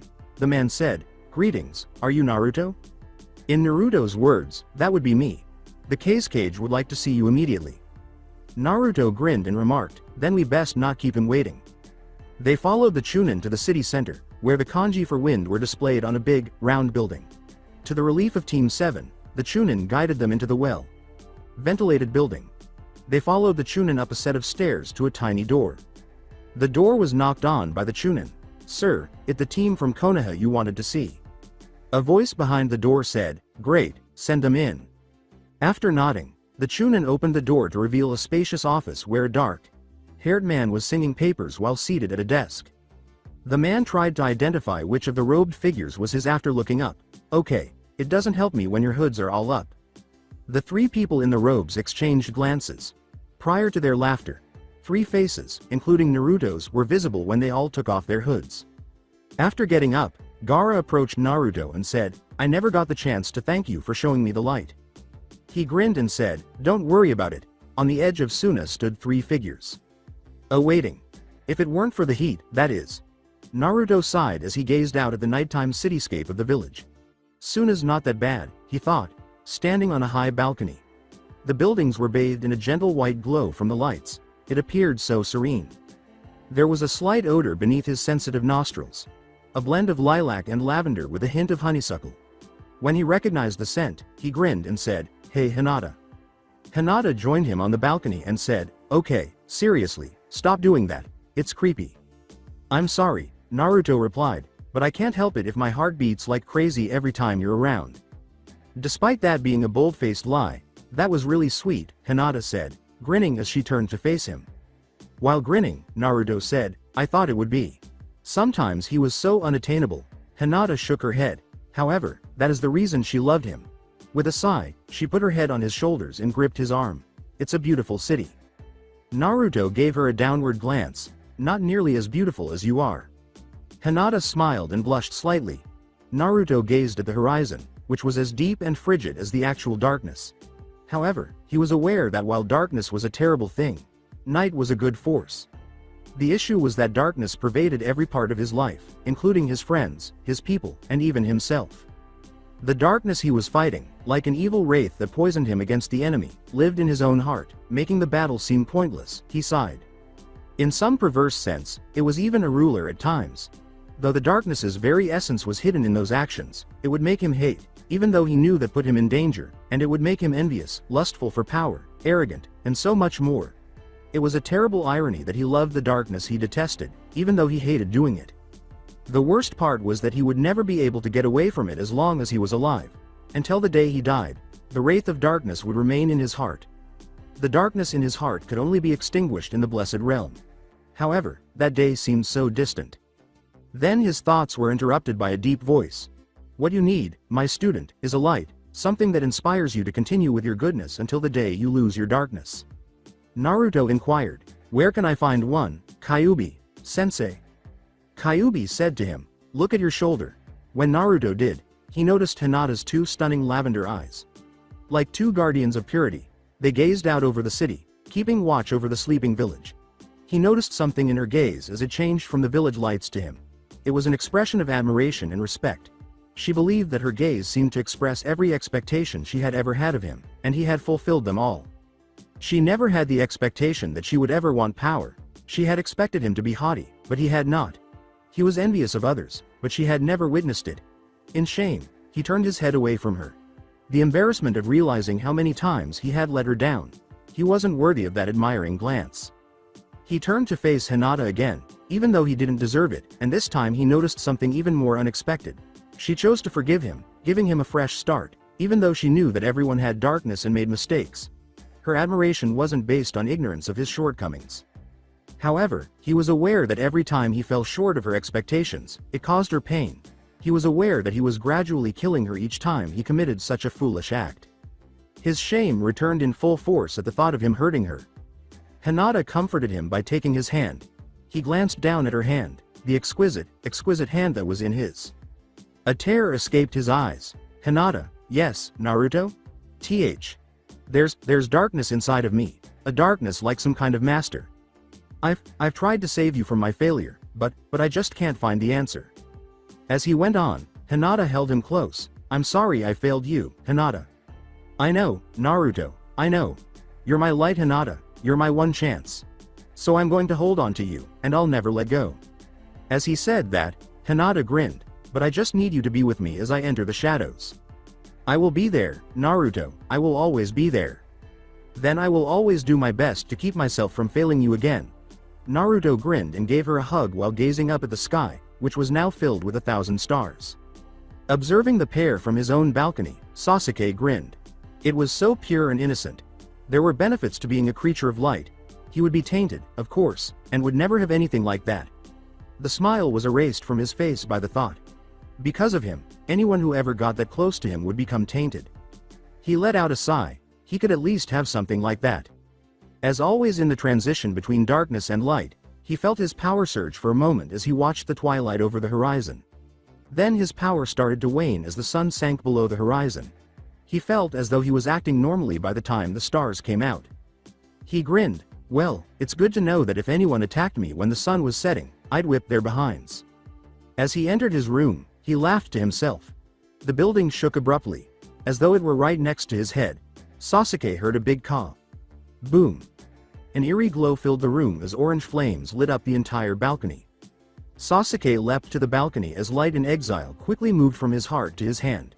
The orange flame of the explosion and the starry sky outlined a huge cloud of black smoke that blasted into the air 10 meters away. Sasuke shouted, Naruto, Hinata, as he turned to face the balcony they had been on just moments before. Behind you, Sasuke. Sasuke turned to see the two Keyblade masters standing on the awning over his balcony, their weapons ready. Looks like Suna has some unwanted company. I guess we should show them the door, huh? Sasuke asked. Hinata replied, of course. Then, silently, they teleported off. A figure suddenly leapt from the balcony. Haku yelled, hey, wait up, and leapt down. With Sandstorm in his hand and a scowling expression on his face, Gaara stood in the plaza. 3 figures with red clouds and black coats stood in front of him. One of them had orange hair, was big, and had a half-mad smile. Another carried a big sword and had silver hair. The third was clearly a woman, wearing glasses and having red hair. Before his expression changed to one of evilness, the man with the orange hair said, I want his blood. Things are going to get scary. Then it changed again, to a soft face, the darkness holds no power over me. Then it changed again, to that of an angry man who was used to having his way. Bilge rats the lot of them. Finally, it changed again, to a worried face, but this time he remained silent. Gaara examined him. Something didn't seem quite right. Gaara was the Ichibi container who had to force himself awake to maintain his sanity, so it was saying a lot that there was something strange about him. The other two retreated a little and appeared somewhat alarmed. Gaara grinned, the ideal diversion. He jumped and sprang for the redhead, Sandstorm rushing toward her. The sand blade was suddenly blocked by a big sword. His partner had been saved by the silver-haired man's quick action. I'm afraid I can't let you kill her that quickly. His lips told Gaara that he was a little dehydrated. The man took out a bottle of water and took a quick swig as soon as the idea crossed his mind. Gaara leapt back and threw a sand tendril at the boy, only to be taken aback when his torso transformed into water, merely absorbing the sand and soaking it. Well, it's not like I have a limited supply.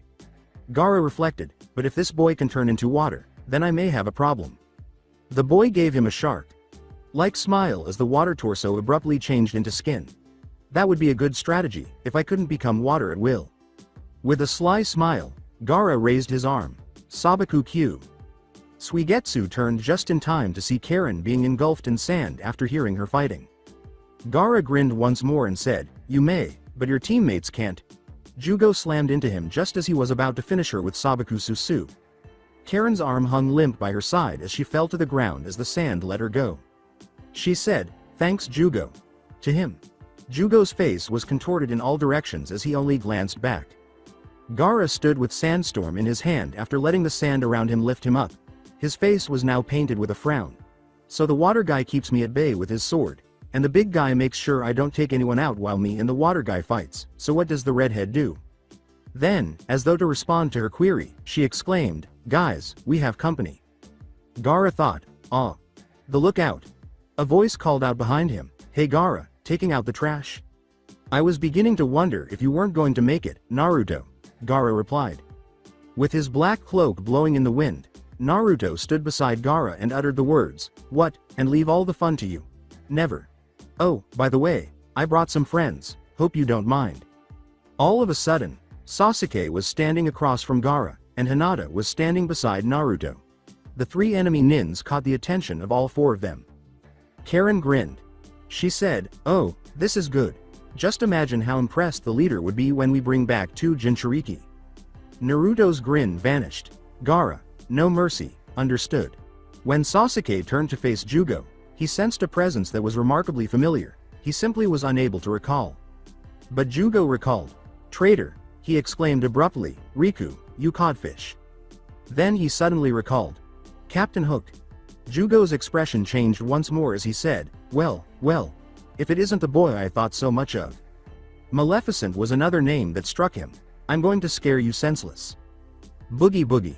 This time we'll turn you into a heartless, then you'll never betray us again." Ursula. His expression abruptly turned maniacal, and he asked, "What's the matter? Didn't like the power?" Sasuke recognized that voice, and his eyes grew wide. 3 years ago, he had left Konoha because of the voice in his head. The curse seal was this one. These were the darkness users. Jugo glanced at Sasuke and shook his head. "They know you." Suigetsu exclaimed, "So are you guys going to attack or what?" Naruto charged after giving him a quick glance, flashing Kingdom Key. Hinata trailed behind. Jugo glared at Sasuke as he stared at him, and then he charged the Uchiha. Suigetsu was forced to defend himself as Gaara, Naruto, and Hinata all charged for him. Unfortunately, he had to turn one leg to water to save himself because his sword was too big to move quickly enough. Karen joined abruptly, diving forward to try to remove Hinata while wielding a kunai in her good arm. In response, Hinata yelled 3 loud "Faraga!" at her, dragging her away from the altercation. Karen moved closer, and this time Hinata attacked the redhead, breaking off the fight entirely. Jugo was slowly exposing himself to the Seekers of Darkness as Sasuke's blade danced around him. Sasuke was always one step ahead of the boy because his eyes were spinning frantically. Jugo's chakra suddenly flared, and he started to change. 2 black horns grew on his head, resembling a certain witch's hat. His eyes became 2 black pits as they sank back into his head. His back appeared to grow to red coattails, and his legs divided into 8 black tentacles. At last, he appeared to develop 2 golden bands around his wrists, resembling a genie in captivity. Then the darkness. Seekers shouted, "We want you back," in a single, united voice. Like bullets fired by a machine gun, Hinata was shooting fireballs. Karen managed to avoid them all in a miraculous way, which made Hinata go crazy. Karen remarked, "You better do better than that." "Then how about this? Thundiga." Then a lightning bolt tore through the sky, striking Karen with such force that she was electrocuted and the surrounding sand turned to glass. Karen stood smoking for a moment after the lightning passed, and then she fell to the ground. After giving a satisfied nod, Hinata turned to go. She heard laughter all of a sudden. Karen then exhaled her final breath. So the Jinchuriki has found a whore strong enough to protect herself. Heh. Naruto and Gaara were progressing very well. Suigetsu was forced to liquefy himself, which apparently sapped his energy, because they had been fighting in a way that left him vulnerable to attacks from one area. Suigetsu suddenly jumped on top of the sword after digging the tip of his blade into the ground. So, you can hold your own against flesh and blood. But let's see how well you can fight darkness. 5 Heartless materialized out of nowhere. Before hurling the final one into the abyss, Naruto swiftly eliminated 4 of them, only suffering a minor but leaking abrasion on his back. Suigetsu said, With the sword now releasing a dark power, he leapt to the ground and said, "Not bad, but try this on for size." The air was suddenly filled with a scream, "How dare you!" When they all turned to face Haku, he didn't appear pleased. "How dare you taint Zabuza's sword with darkness?" Abruptly, Suigetsu recalled a person who had always irritated him, Haku. With his ice shield forming, Haku yelled, "I'm going to murder you, Suigetsu." Suddenly, Suigetsu felt very uneasy about this. When Haku split the shield in half, forming 2 lethal spikes with blades, that sensation was validated. With his back to a wall, Sasuke stood and swore at himself for allowing himself to be cornered. The horned beast he had been battling flashed a grin that would chill anyone. With his Sharingan spinning crazily, Sasuke gazed at the man. As the Seekers of Darkness battled for control of the boy's body, the psychopath stared back, his face shifting all the time. It resembled staring into 6 distinct faces on a single head. Sasuke suddenly had an idea. Before beginning a series of hand signs, he stated, "Time for my original jutsu. Rat, dog, dragon, tiger, horse, snake, boar, tiger, dog, horse, dragon, monkey, ox, monkey, rat, dog, tiger, bird, ram, rabbit, snake, tiger, rat, boar, tiger, horse, tiger." Dive in the mind jutsu. Jugo and Sasuke both froze at once. Sasuke was standing in what appeared to be a sewer. Water trickled from ceiling cracks and landed in a never-ending stream of murky water. A voice came through the walls, "Where is he?" A different voice said, "He's here." "Boy!" exclaimed the first voice. "Where did he go?" he inquired, not paying attention to the first voice. "I want blood!" exclaimed a third voice. "Come here, boy! I want my pleasure!" cried a fourth voice. Sasuke winced. He had just heard Maleficent's voice. The voice said, "Boy, give me energy, now, K-I-L-L-L-L-L-L," exclaimed the third voice. With a sigh, Sasuke closed his eyes to block out the sounds. Screaming, whispering, shouting. Then he heard a second sound. Weeping. He opened his eyes and instantly teleported to the source of the sound using the jutsu. A young boy was kneeling in front of him, sobbing in his hands. He whimpered, "Why won't they go away? Why won't they go away?" The boy sat there rocking back and forth, and Sasuke glanced down at him. It broke my heart. The boy's eyes widened as he turned abruptly, seeing another creature inside his head. Abruptly, the boy leapt to his feet and leaned back against the wall, his arms draped over his head. He screamed, "Don't hurt me." Sasuke was just staring at the boy when a voice cried out, "Boy, I want food. Get over here before I hurt you." The boy stood up and started to move toward the hallway, shivering with fear. The boy was abruptly stopped by a gloved hand. Before vanishing, Sasuke said, "Don't go anywhere." With the horned creature in front of him and his back to the wall, Sasuke stood once more. Then his eyes reappeared. The 8 black tentacles reverted to 2 legs, and the horns shrank back into his head. Both the 2 golden wristbands and the coattail growths vanished. Then he started to change even more. He started to age. Before Sasuke knew it, he was looking directly into a 12-year-old boy's face. The boy started crying as he gazed up at the man in the robes. The boy fell to his knees and clutched Sasuke's boots, saying, "Thank you, thank you, thank you, thank you, thank you." Suigetsu was aware of his predicament. One arm and both legs were frozen solid, which was a good sign. Suigetsu brought the sword down on Haku after raising it far above his head. Haku created an invincible defense by minutely freezing the 2 halves of the shield together. Naruto screamed, Blizzaga, and Suigetsu's free arm froze. Suigetsu swore and made an effort to get away, only to have the swordsman's torso frozen by Gaara. This is why Zabuza never selected you to be his successor, Haku screamed, glaring at the boy, because you would use power as an excuse to disgrace his sword. Suigetsu nodded his head. The idiot always thought of honor before power. A good thing he died. Those who sacrifice power for something as trivial as honor would never be able to survive in days like this. After giving him a quick glance, Haku grabbed his shield and cut off Suigetsu's head, which turned to water at once. Haku grinned. Yeah, just try to reform your head without your body, moron. It bubbled in the puddle. Everyone returned to their apartments after the excitement subsided and Sasuke checked Jugo into the closest hospital for examination. When Naruto smelled Hinata's scent, he was standing on his balcony, gazing up at the night sky. He called out, "Hey, Angel." With hesitation, Hinata said, Naruto. Yeah? Are you a Jinchuriki? One of the giant foxes said, busted.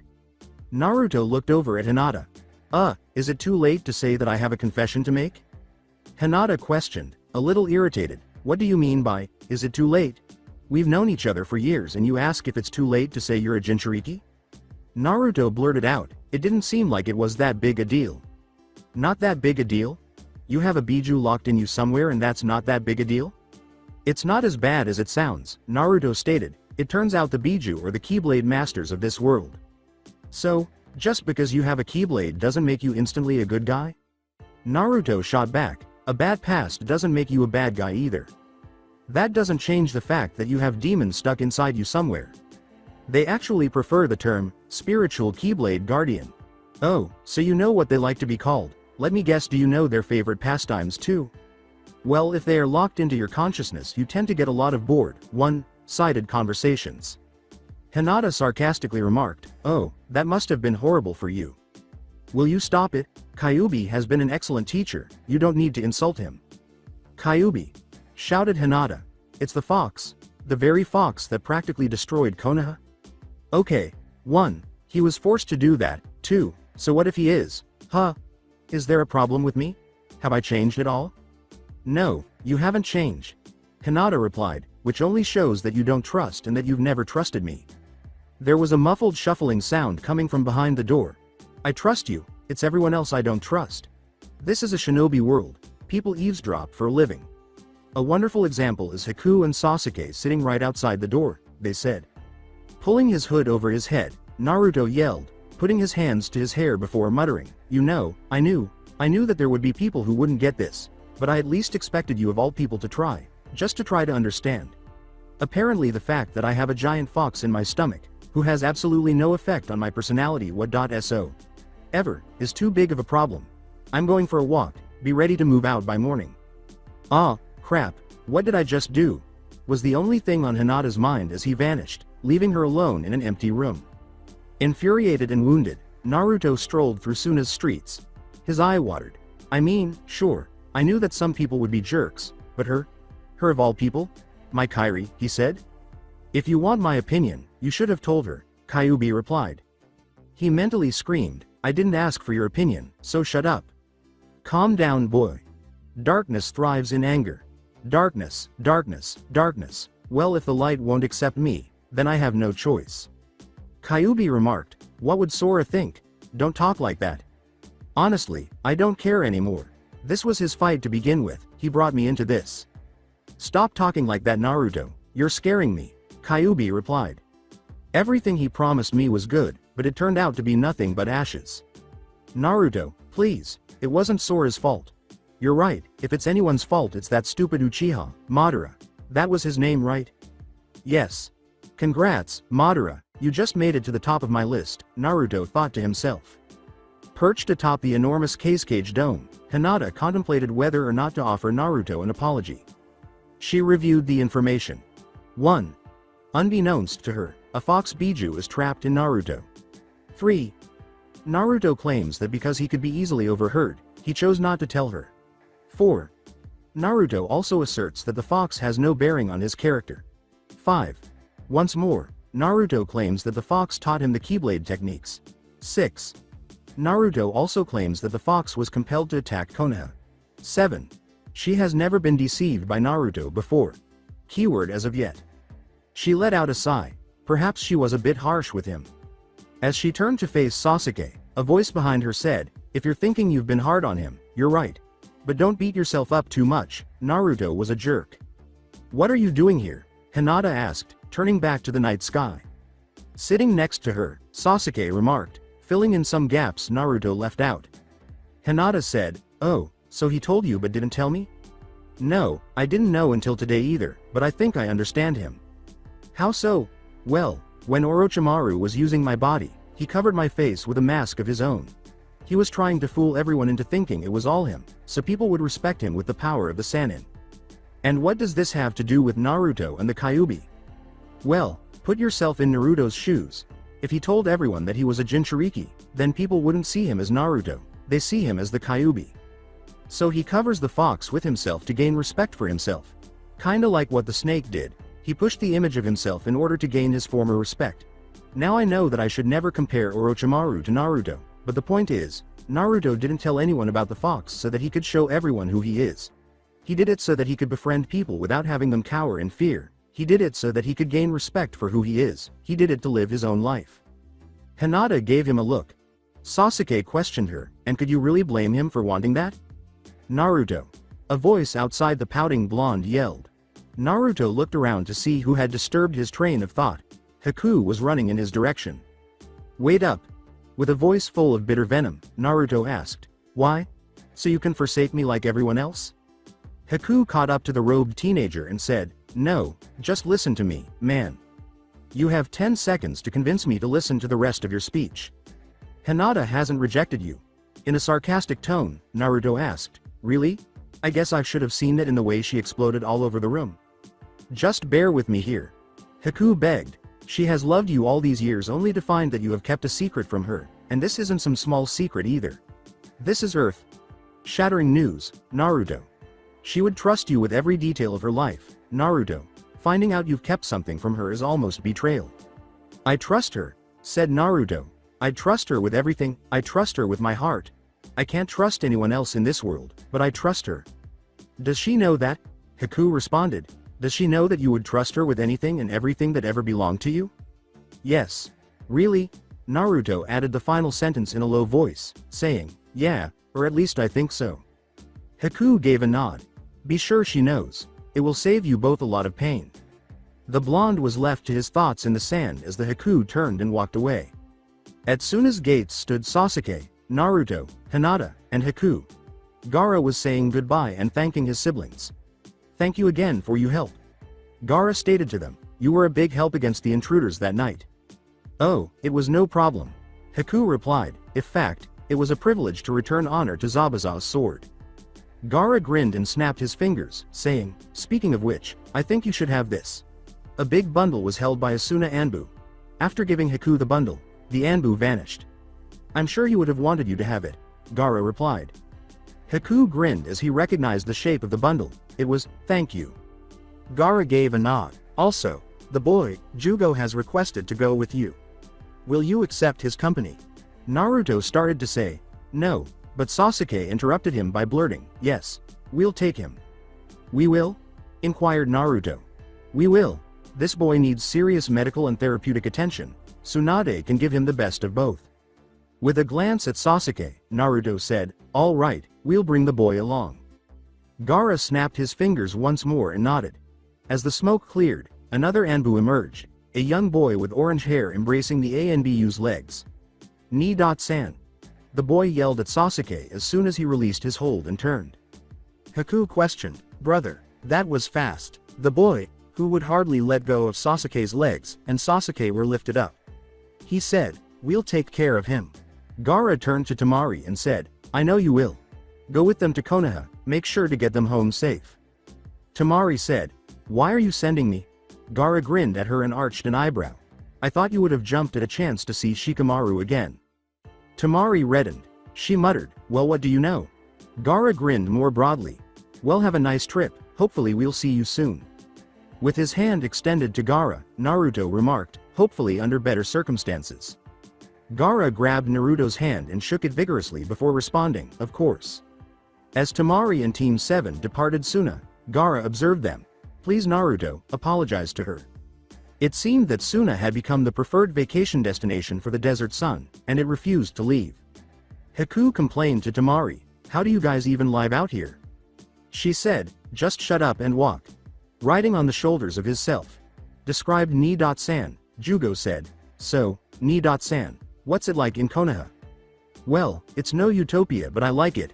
Sasuke replied, after all my friends are there.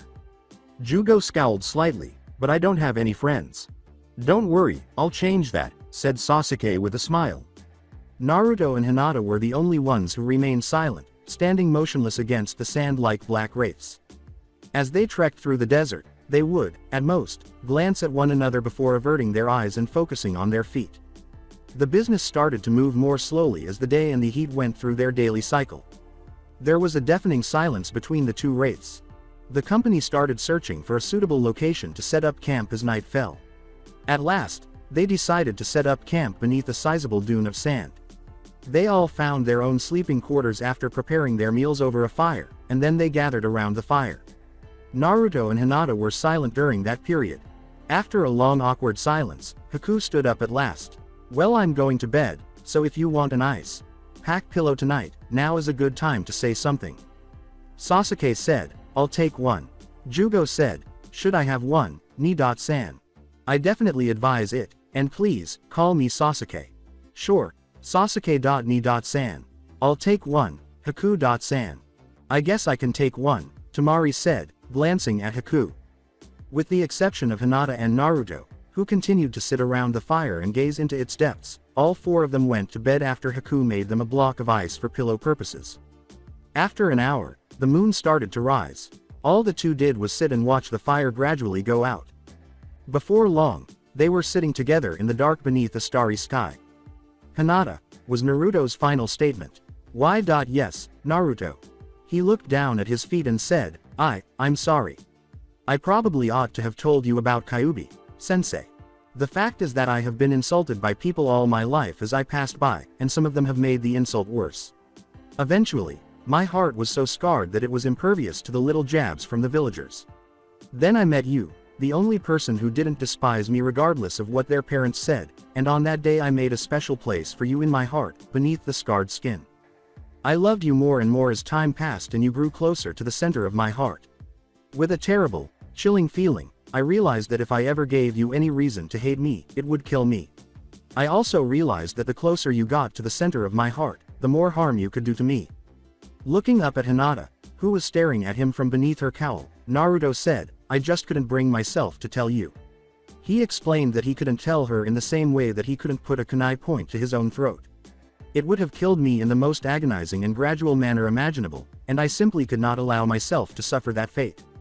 All my life, I have been searching for angels, anyone who could assist me, and I have discovered the most angelic of them all, Naruto said, turning his entire body in her direction.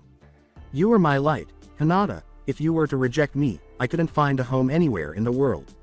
Hinata, you are my only hope. The only hope I have is in you. With a few tears in her eyes, Hinata turned to face him and said, Oh, Naruto. She then gave him a strong hug and said, I'm sorry, I'm so sorry. The sunlight from the cooler desert mornings had just reached the top of the dune when Haku sat up, stretched, opened his eyes, and blinked a few times. He quickly looked around and saw his friends, Tamari, Sasuke, and Jugo. His mind was still booting, so he counted the number of heads. Where are Naruto and Hinata? Then he noticed two figures, both sitting upright against the sand, one with her head resting on the other's shoulder, which had his arms encircling her slender frame. With a smile, Haku said, Now that's cute. With Naruto and Hinata conversing once more, the atmosphere significantly improved as the group started to travel across the desert once more. Until the heat returned, that is. Oh man, Haku replied, I wish there was a way that we could get to Konoha faster. Before slapping his own face, Naruto abruptly straightened up and asked, Why didn't I think of this sooner? He said to himself before pulling off his gloves and biting on his thumbs. He quickly drew two summoning circles in the sand, Kuchio's no jutsu. Two eagles emerged with two high-pitched cries and two enormous puffs of smoke. Furei, fly, Hisho, soaring, we need you to take us to Konoha. With a bow, Kure said, right away, Naruto, Sama. On the eagle's head, Naruto leapt and exclaimed, guess what, guys? We have a new travel agency, welcome to Naruto Air. The 6 ninja landed in Konoha after an hour of incredibly fast flying by 2 skilled pilots. Naruto and the group were up in the Hokage Tower in roughly 3 minutes, reporting to Tsunade, and so, the day we were leaving, the cage was assaulted by 3 Akatsuki ninjas. Except for Jugo, who suffered from mental trauma at the hands of Orochimaru, all of these ninjas were vanquished and disposed of. Naruto added, Haku was also able to retrieve Zabuza's sword, which one of the Akatsuki were using. The cage dispatched his sister Tamari to complete the mining agreement after we left. Tsunade gave a nod, alright, send Jugo to the hospital, I'll lock him over after I finalize the deal with Tamari, you can have the rest of the week off. Naruto remarked, but it's the weekend. Exactly. You realize how callous you are. Be careful with that word. Tsunade continued, one day you'll have someone freak out because you used that word. With Hinata by his side and encircled by his arm, Naruto turned and walked away, saying, whatever. He sat in his throne room. Entering was a man with black piercings and orange hair who said, the new team failed to retrieve the Aikibi. The dark man gave a nod. I'm not surprised, their strongest member was a psychopath, their second strongest was put into the worst environment, and the third one had no real abilities to speak of. Why did you send them, then? The orange-haired man inquired. The dark man grinned and said, I love to surprise myself. He then moved to a window, which was the only light in the room. Hey, Pain, is there anything else I should know? The Keyblade Masters were there. The dark man appeared tense. The Masters of the Keyblade. He turned to Pain, saying, the Keyblade Masters. The Pure, the Twilight, the Light. Pain replied, yes sir. Already. The dark man asked, turning back to the window. His voice was barely audible above a whisper as he spoke. It was quiet in the room. We must start the summoning, the dark man said, turning to Pain. Call each member back and warn them that they have 3 days to stop contributing to the darkness. Death them. No, Pain, I want you to promote them, the dark man said sarcastically, I want you to kill them, of course. Simply ensure that their hearts are undamaged. As he stood in his basement, Naruto reviewed all of the information that Sora had given him, including all of the data Mickey had collected about hearts, heartless, nobodies, and keyblades. Naruto pored over all the books Mickey had given him during the training mission, 3 bottles that appeared to be empty, 3 bottles that appeared to be filled with a black liquid, 5 bottles of a strange liquid, 15 strange gems, and 3 bottles labeled, Mystery Force, in front of him. In a corner was a bundled package that was long and thin, with a faint hint of gold shining from the top where the cloth did not cover the item. Hey Joey, when Naruto called to the Moogle, he used his little bat wings to fly down to the basement. Kupo, is it ready? Joey inquired. According to Naruto, I think it is. Alright, hand me the sword. With a nod, Naruto lifted the bundle from the corner and opened it to reveal the dream sword. Carefully setting the sword on the wooden workbench, Joey flew over to the desk. Using a technique unique to their people, the Mughals started to carefully combine the gems and the contents of the bottles with the sword, gradually forming a weapon that the forces of darkness would always fear. While nervously biting his fingernails, Naruto stood in the background, observing the Mughal at work. 6 fingers and an hour later, the Mughal sighed and showed Naruto the completed item. It's done. Kupo. Naruto took it carefully by the handle, which was wrapped in white bandages. The silver blade reflected Naruto's face. It's beautiful, Joey. So what are you going to call it? The Mughal nodded. After examining it, Naruto nodded and said, Leaf's Key. When Tsunade entered the hospital room where Jugo had been checked, he grinned and said, Hi there, Hokage. Sama. Hi, Jugo. How is my favorite young patient doing? He declared, I'm doing considerably better. It turned out to be brilliant, and Tsunade could say that she was truly impressed with the boy, whose tortured mind was healing at a remarkable rate. He appeared to be in good health when Tsunade reviewed all of his vitals. So, doctor, what's the diagnosis? With a smile on his face, Jugo inquired. She smiled back at him and said, You seem completely normal. Even the rate at which my cells divide. He inquired. Yes, but why? She inquired. I have to go through puberty again. Ah, crap. He said. Once more, Tsunade inquired. Yes, it turns out that I'm about 18 years old. However, those foolish darkness. Seekers messed up my growth cycle, so whenever I use too much power, I get younger, but I quickly return to my original age. To be completely honest, I find this to be strange. Tsunade took a seat beside him and said, so normal is weird. Jugo muttered, yeah, but that's the story of my life. Hey, stop that, Tsunade responded, be happy, you've just been granted something that most people would kill for. What, a second chance at life? Hey, Hokage. Sama, can you get me into the ninja academy before the Genin exam? Jugo blinked and said, I guess you're right. Smiles, Tsunade said, I think I can arrange that. Jugo looked up at her and grinned. The summoning will bring forth a being of great strength and untold power. With it, we will be able to control the world, he said, seeing Pain, the man of 7 bodies, as his entire world abruptly vanished into darkness. Konoha is the first. The recollection sounded like a warning bell in his head. Then the world came back. Jugo, what's wrong? Tsunade inquired. I need Ni-san and his team here, now. Happy and smiling, Team 7 was strolling through Konoha like a close-knit group of friends, their arms around each other's shoulders, their steps perfectly timed. Naruto broke away from the group as they passed Ichiraku's and stopped for a quick bowl before joining the others again, but then they heard a voice they knew all too well. So you go on one training mission and then you disappear off the face of the earth.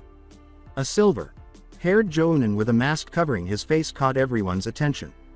Cyclops. As he ran up and tackled the man, Naruto yelled. As Kakashi attempted to stand up, Haku, Hinata, and Sasuke tackled him as well. Hey Naruto. Kakashi. Sensei. With a collective shout, they buried the Junin beneath a pile of black robes, and Haku sat victorious atop. Yeah, Kakashi responded, it's great to see you guys again, but I'd love it if you could get off and let me breathe. Naruto started to lift the others off the ground and said, sure Cyclops. Haku exclaimed, wow, Naruto. How much can you bench? I have no idea, I don't work out that much. And Anbu unexpectedly materialized, saying, Team 7, the Hokage needs you in her office ASAP. After letting everyone descend, Naruto said, yes, sir. He then took Hinata's hand and dragged her to the tower, saying, beat you there, Sasuke. Naruto, don't risk your life. Before teleporting to the Hokage's office, Sasuke shouted. Only to discover Hinata and Naruto, asleep, on the ground. After yawning, Naruto said, oh, there you are. Finally, you took forever. Hinata stirred. According to Sasuke, shut up. Haku coughed twice before he said, seriously, stop the teleport thing until I learn the Shunshin.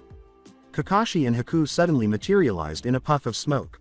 To prevent more strange things from happening, Tsunade said, anyway, your little brother, Sasuke, says he remembers something that is definitely not good news.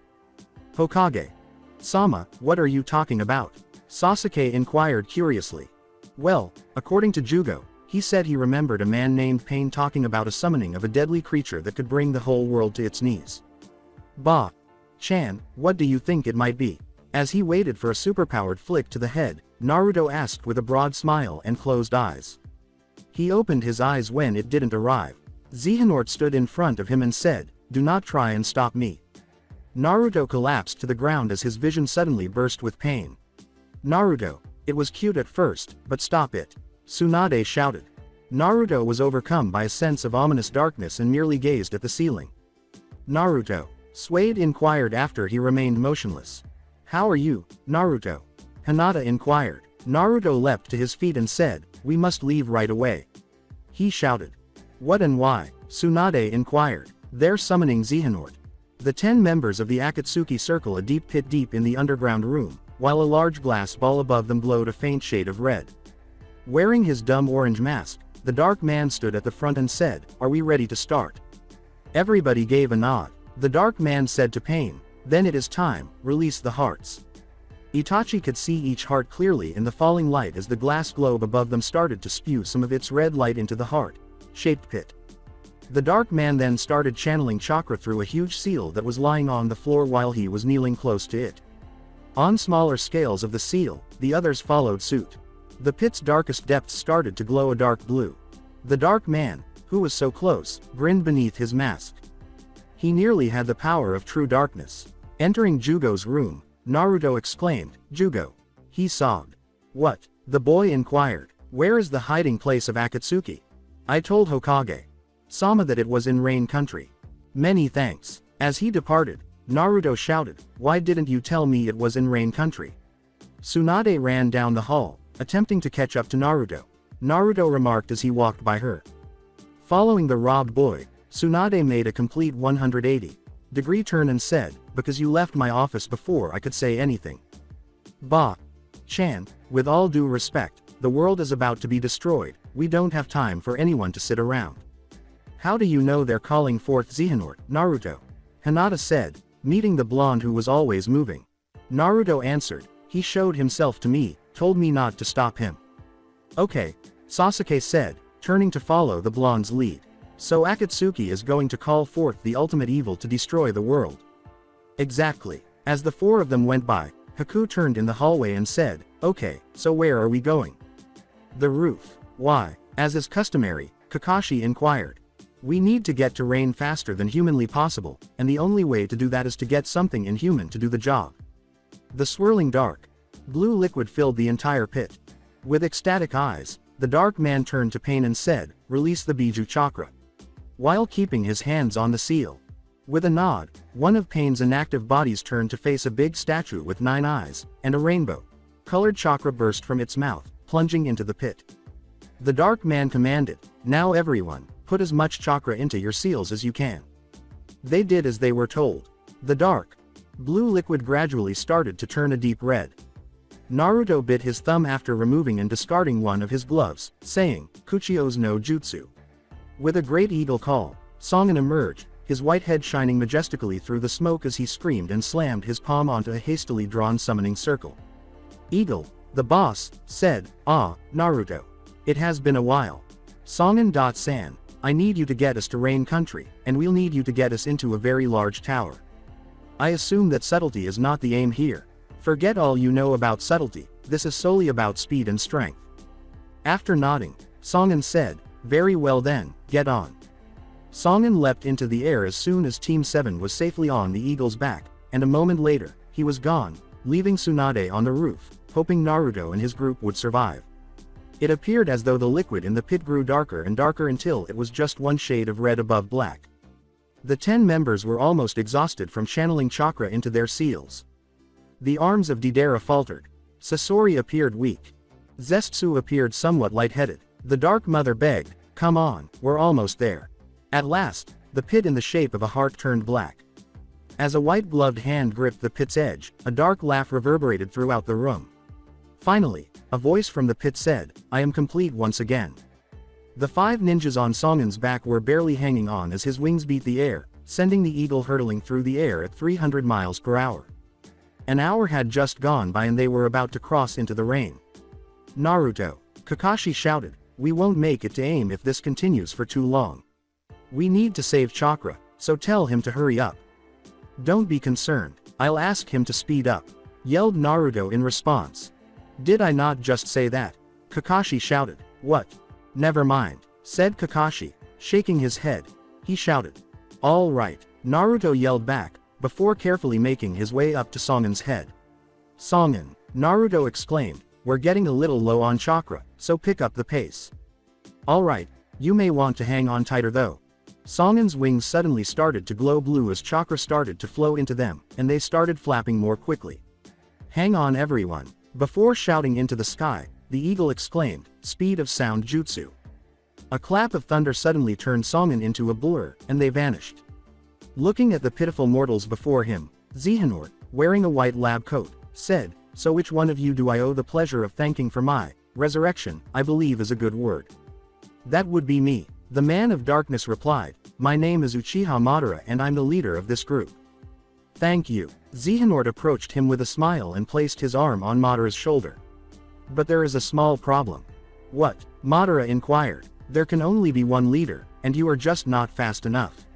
Then, with a disconcerting crack, Xehanort cracked Madara's spine and dropped the body to the ground. He turned to the 9 other ninja who had gathered and said, tell me, who is the leader? They all said, you are. Good. Xehanort grinned, I'm happy that some of you here have sound judgment about who ought to be in charge. Who was the second in command now? Pain held up his hand cautiously and said, I was. Tell me how your organization worked. Xehanort gazed at him, and Pain could feel his eyes tearing at him. We were an organization dedicated to bring you back from that side of darkness, so he, referring to Madara, could gain your strength and power. So I'm guessing that you aren't going to fulfill that, Xehanort said with a sly smile. Pain replied, also, each member, with the exception of Zetsu, the plan guy over there, has a partner to complement the other's strength. And which teams are they? He said, myself and Conan. A blue-haired woman stepped beside him. Itachi and Kisame, they both nodded. Hidan and Kakuzu, he added. And Sasori and Deidara, a white-haired man with a triple-bladed scythe and a man with bright green eyes and a mask over his face nodded as well. How about them? Xehanort gestured to the 5 other figures, each of whom had orange hair and black piercings, and asked. There are other bodies I use. Nodding, Xehanort said, I see, yes, they feel like you, yet they are soulless. Pain added, and they are without a heart. So the heartless is under your control. Pain gave a nod, evilly grinning. Xehanort said, good, I will be using your power then in the next few days. A deep boom echoed in the building as it suddenly rocked. What was that? Xehanort inquired. When Pain looked up, he discovered something surprisingly unexpected. It's a giant eagle. He had neglected to check his rain-sensing jutsu. Once more, Songen's enormous talons reached for the tower's roof, tearing a massive rip into the tiles. Be quick, I smell some men coming up, the eagle cried. Thank you, Songen, Naruto shouted as he leapt into the enormous tower from the eagle's back. See you, Songen. As she escorted the others into the roof, Hinata called. Before vanishing in a cloud of smoke, Songen said, take care of all of you. Naruto blinked. The room was so dim that he could hardly see his hand in front of his face. Naruto, I've suddenly had a very bad feeling about this, Hinata muttered. A voice in the shadows said, as you should, chick. Then, a flash of lightning behind them illuminated the room just enough to reveal 2 men standing in front of them. The shadows of the 7 figures danced against the wall as a nearby torch suddenly and mysteriously lit. Naruto, who was in front of his group, pointed to the flaming stick and remarked, nice trick with the torch over there. But if that's the best you can do, then you'll have to get out of the way. With his white hair slicked back and a big red scythe with 3 blades beside him, one of the men said, please. That's just a F-ing magic trick, what we can do will really blow your BDS to pieces. Really? Naruto responded, well let's see how you do against 3 Keyblade Masters. The word caused both of them to tense up, and then they both assumed their fighting positions. So you guys are the F-ing pain in the butt that the leader talked about. According to Naruto, you know it. Well you aren't taking another step. The other person, who had bright green eyes and a mask covering the lower portion of his face, said. As his hand was suddenly illuminated, Naruto remarked, I don't think you have a say in the matter. The light in his hand dimmed, revealing a silver blade. We're going to stop Xehanort one way or another, he said. It featured a long handle covered in white bandages, a golden hand guard that was precisely square and engraved with a Konoha leaf at the top where the guard and blade met. With 4 kunai-like teeth protruding from the bottom, the weapon's point resembled a Konoha leaf exactly. It had a long, colorful metal keychain with a Konoha leaf at the end. Slipping into Sora's fighting stance, Naruto uttered, so go ahead, adding, make my day. Sasuke exclaimed, Naruto, as he saw the new Keyblade. What is that? Leaf's key, my own Ultima weapon. Sasuke glanced first at the Keyblade and then at the 2 ninjas obstructing his path. Sasuke declared, you're going to throttle them. Yeah, but still watch my back, alright. Making judgments a little quick aren't you? Asked the man dressed in green. As if it were a post-mortem, Naruto responded, maybe. But darkness has yet to surprise me. The white-haired man said, well, be ready to get the F-ing S_T surprised out of you. The man with the white hair suddenly charged. He attempted to cut Naruto with his scythe so that blood would flow. At every turn, Leaf's key collided with the scythe and blocked it. Hidan, shouted the other man abruptly. A giant black creature wearing a red mask caught the white-haired man's attention as he glanced behind him. Hidan abruptly backed away, and the blonde was struck by a massive ball of fire. Naruto screamed, Reflega, as a clear white barrier appeared out of nowhere. To Hidan's partner's horror, the fireball struck the barrier and returned to obliterate the black creature. Looking at him, the green-eyed man said, I am impressed, young one, no one has managed to kill one of my hearts in a long time. We don't have the Ing time for one of you Ing nostalgia moments, Kakuzu, Hidan screamed at him. Simply stop talking and beat this D's ass. Okay, but when we're done, I want this boy's heart, Kakuzu said, turning to face his partner. Kaden. Jutsu no Gukakyu. Sasuke's voice cried, spitting a giant fireball from his mouth, aimed directly for Kakuzu. The man barely jumped out of the way. No luck, Sasuke said to the man, you're my prey. I suppose that means it's you and me, Hidan, Naruto grinned. Hidan tightened his hold on his scythe and nodded. With a smile, Naruto assumed the wisdom stance with his weapon. They exchanged angry glares with one another. Then they ran. Sasuke created a stunning dance by skillfully arranging light in exile. One of the enormous black creatures spat a lightning bolt out of nowhere. Sasuke quickly sealed, saying, Fuden, Daitapa. Sasuke smirked and said, what do you know? The snake's finally good for something. He screamed and blew a huge gust at the creature, negating the lightning and sending the black creature into the wall. As though this boy had the Sharingan, Leaf's ki flashed around Hidan like a light, always deflecting any blow that came his way and appearing ready for the next one. The issue was that his wild blonde hair made it obvious that he was not Uchiha. He attempted to strike with his scythe once more, but the silver blade blocked his attack. As he tried again, Hidan let out a long string of obstinacies and cursed. What the F is wrong with you, you little head? Naruto smiled and said, I don't know, but he could tell you yours. I don't have a ing problem, you son of a b in %.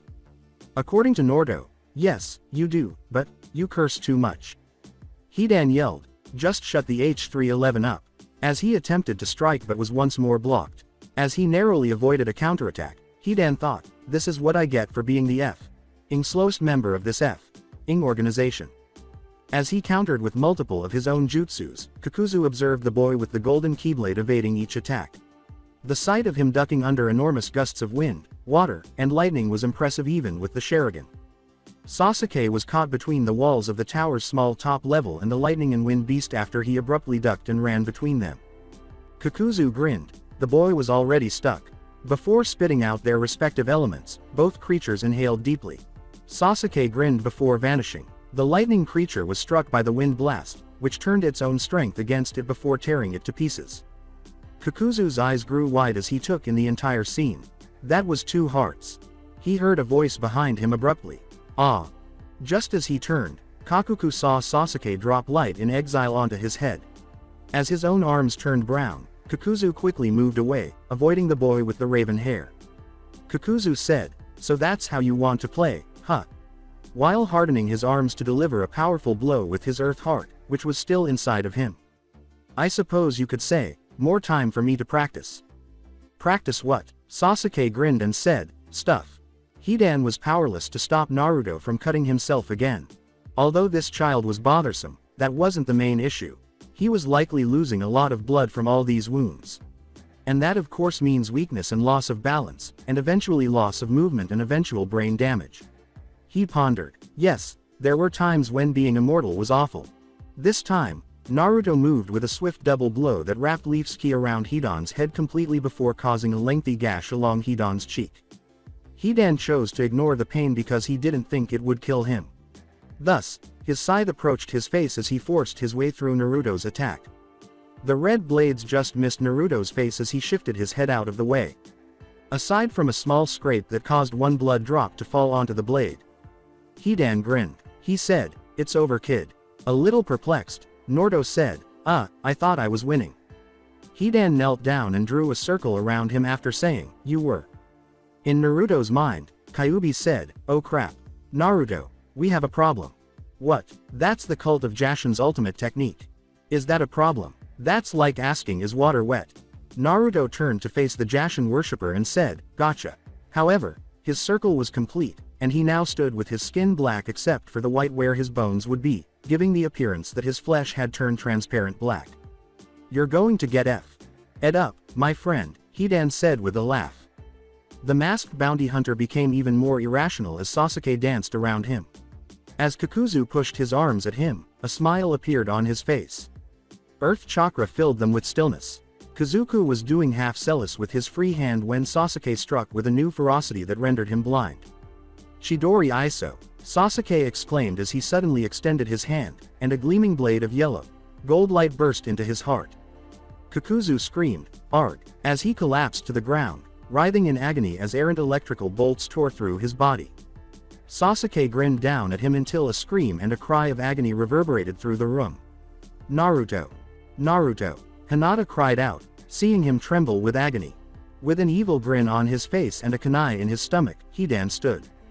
"I'm okay, Hinata, I just have to show this guy who's boss," Naruto said as he hurried to his feet. Hidan said, "Good luck with that, boy." Naruto shouted, "Strike raid," and hurled Leaf's ki at the man. Both times, Hidan allowed it to strike him, but instead of witnessing the man in front of him clutch his own head in agony, he noticed that he appeared somewhat more resilient. He said, "Okay, what the H311? That attack should have given you a migraine." Naruto laughed, "I guess light can't hurt light, it can only make it stronger." Hidan gave him a look and then took the kunai and plunged into his own stomach, saying, "Fair enough, I guess I'll have to do this my way." Naruto screamed, "Ah," and dropped to his knees. Hinata exclaimed, "Naruto, once more." She dashed over to him, knelt down, and started administering whatever first aid she had on hand. She was unable to use cure because she didn't have enough headroom to hold the keyblade correctly. Hinata shouted, "You monster!" as she turned to face the Jashin worshipper. Hidan grinned malevolently. He stabbed himself in the stomach once more after saying, "I'm sorry, what did you say, the %?" Naruto exclaimed, "Ah," as if his stomach were being torn to shreds. In an attempt to console him, Hinata held on to him. She thought it was tearing at her own soul when his screams landed in her ears. She was relieved when he finally stopped, and she got up to glare at him, saying, "I will make you pay for this." Hidan grinned. "Go ahead, %, hit me, attack me, whatever you do will be passed on to your boyfriend there." Hinata turned to face Naruto, who was just lying on the ground with his hands gripping his stomach while blood slowly trickled out of his mouth.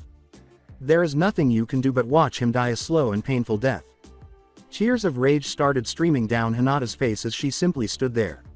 "I hate you," she replied. "I hate you, I hate you, I hate you." "Ha ha," Hidan chuckled. "Go ahead and hate me and let Jashin's sacred darkness flood your veins." Hinata gave him a fierce look. She intended to murder him by chopping off his head, setting the body on fire, and dancing on the ashes. She desired his death. A heavy, weary hand suddenly settled on her shoulder. Hinata looked back to see Naruto standing with one hand covering his flaming stomach. He turned to face her and said, "Not even I'm worth it, Hinata." His bloody lips turned into a smile as he said, "Don't fall into darkness for your light." With tears in her eyes, she said, "Naruto." She detested seeing him in this state, broken and bruised, but he was too obstinate to allow it.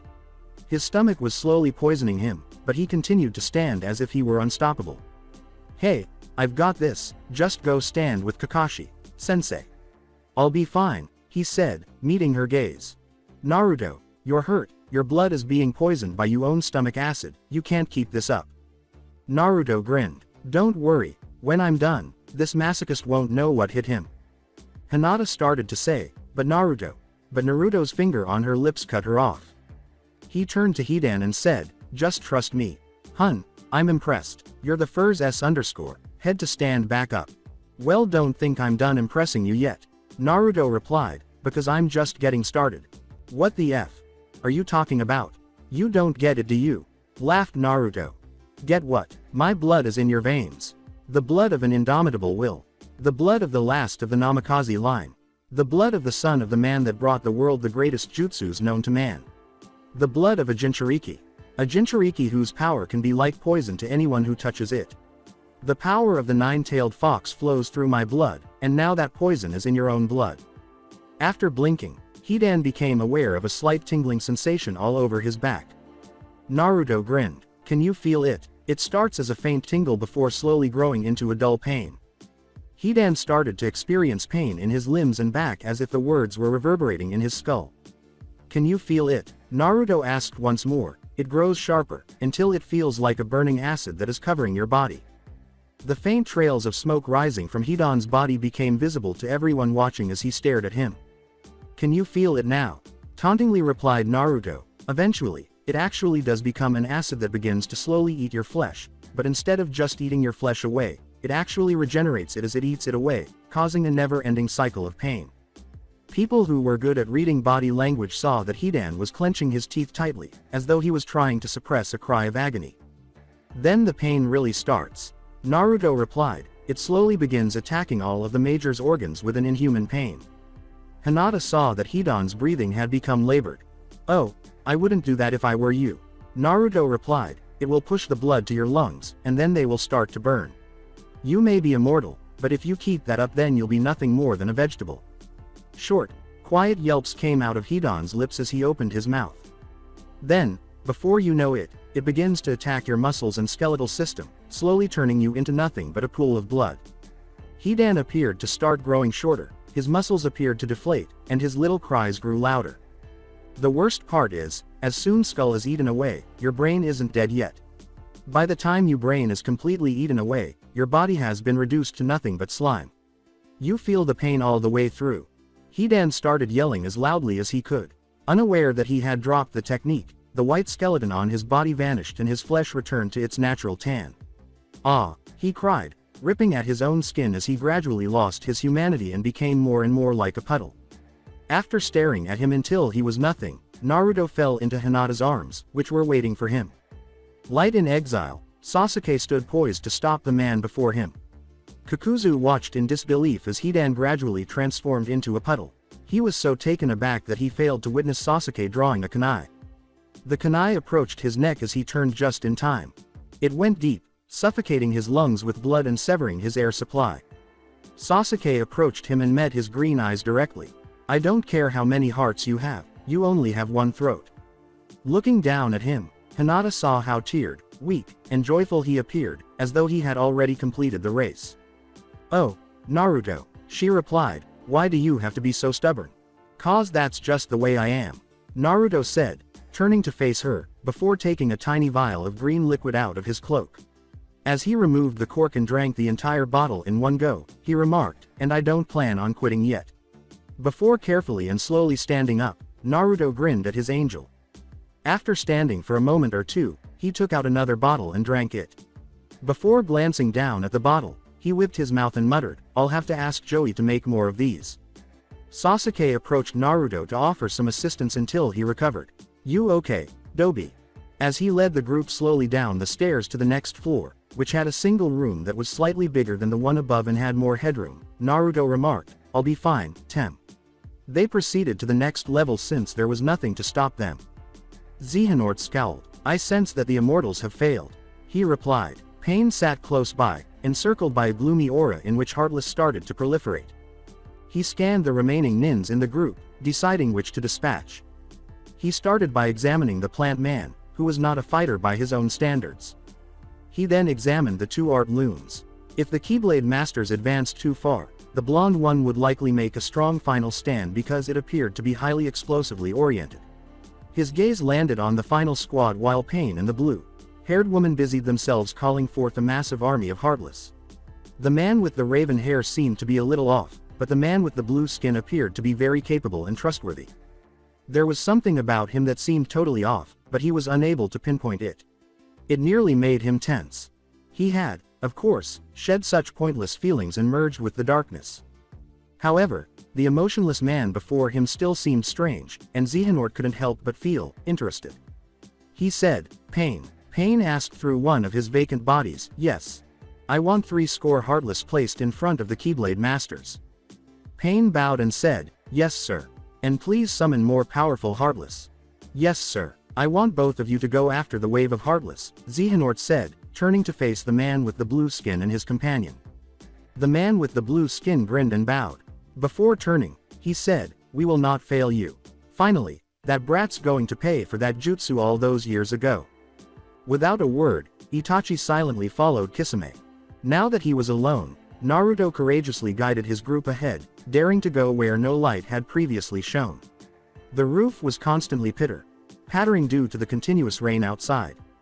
Because of their extensive ninja training, Everyone pushed this to the back of their minds, not questioning whether the small noise could conceal 1,000 times more deadly but equally quieter noise. Suddenly, Naruto came to a halt in the middle of the room. Approaching him, Hinata whispered in his ear. "Why did you stop?" He returned the whisper, "Something's not right." There was a brief period of silence before Naruto said, "Hinata, I think we need a lightaga." A ball of light materialized in Hinata's hand as she nodded before casting the spell. It expanded until its light reflected off each wall, exposing black, stooped beings with yellow eyes. Naruto's response was immediate. "Heartless," he exclaimed, then charged one and quickly sliced it into oblivion. Hinata followed quickly, hurling ice beams and fireballs at anyone who got in her way. Sasuke also entered the fray, using light in exile to swing around him in lethal swings that would kill anyone in his path. Taking Zabuza's sword from a ceiling scroll, Haku did the same. He shouted, "Come on, darkness, let's see what you've got," and then started slicing the shadows in two. With a kunai in hand, Kakashi started to capture anything that crawled within arm's reach. As he started to kill the Heartless, Naruto moved swiftly, slicing and chopping the creatures as they came closer. A red Heartless, roughly the size of an American-sized fast food restaurant cup, suddenly floated into the arena and threw a fireball into the middle of the battle. Naruto swiftly threw a blizzard at the fireball, causing it to turn into a steaming puddle, and then struck the Heartless with a thunderbolt. Abruptly, a scratch appeared on his back, draining his vitality. When the Heartless struck him, Naruto turned and sent it to the abyss. There was another scratch, this one along his calf. Naruto stabbed the attacking creature after flipping Leaf's key in his hand. He was pushed beneath a massive bubble of Heartless as the Heartless started to swarm him. They tried to suffocate him by jumping on him. When the creatures leapt over him, Naruto retaliated by slicing at them, but there were too many. They completely encased him in them in a matter of seconds, reducing him to a massive black mass.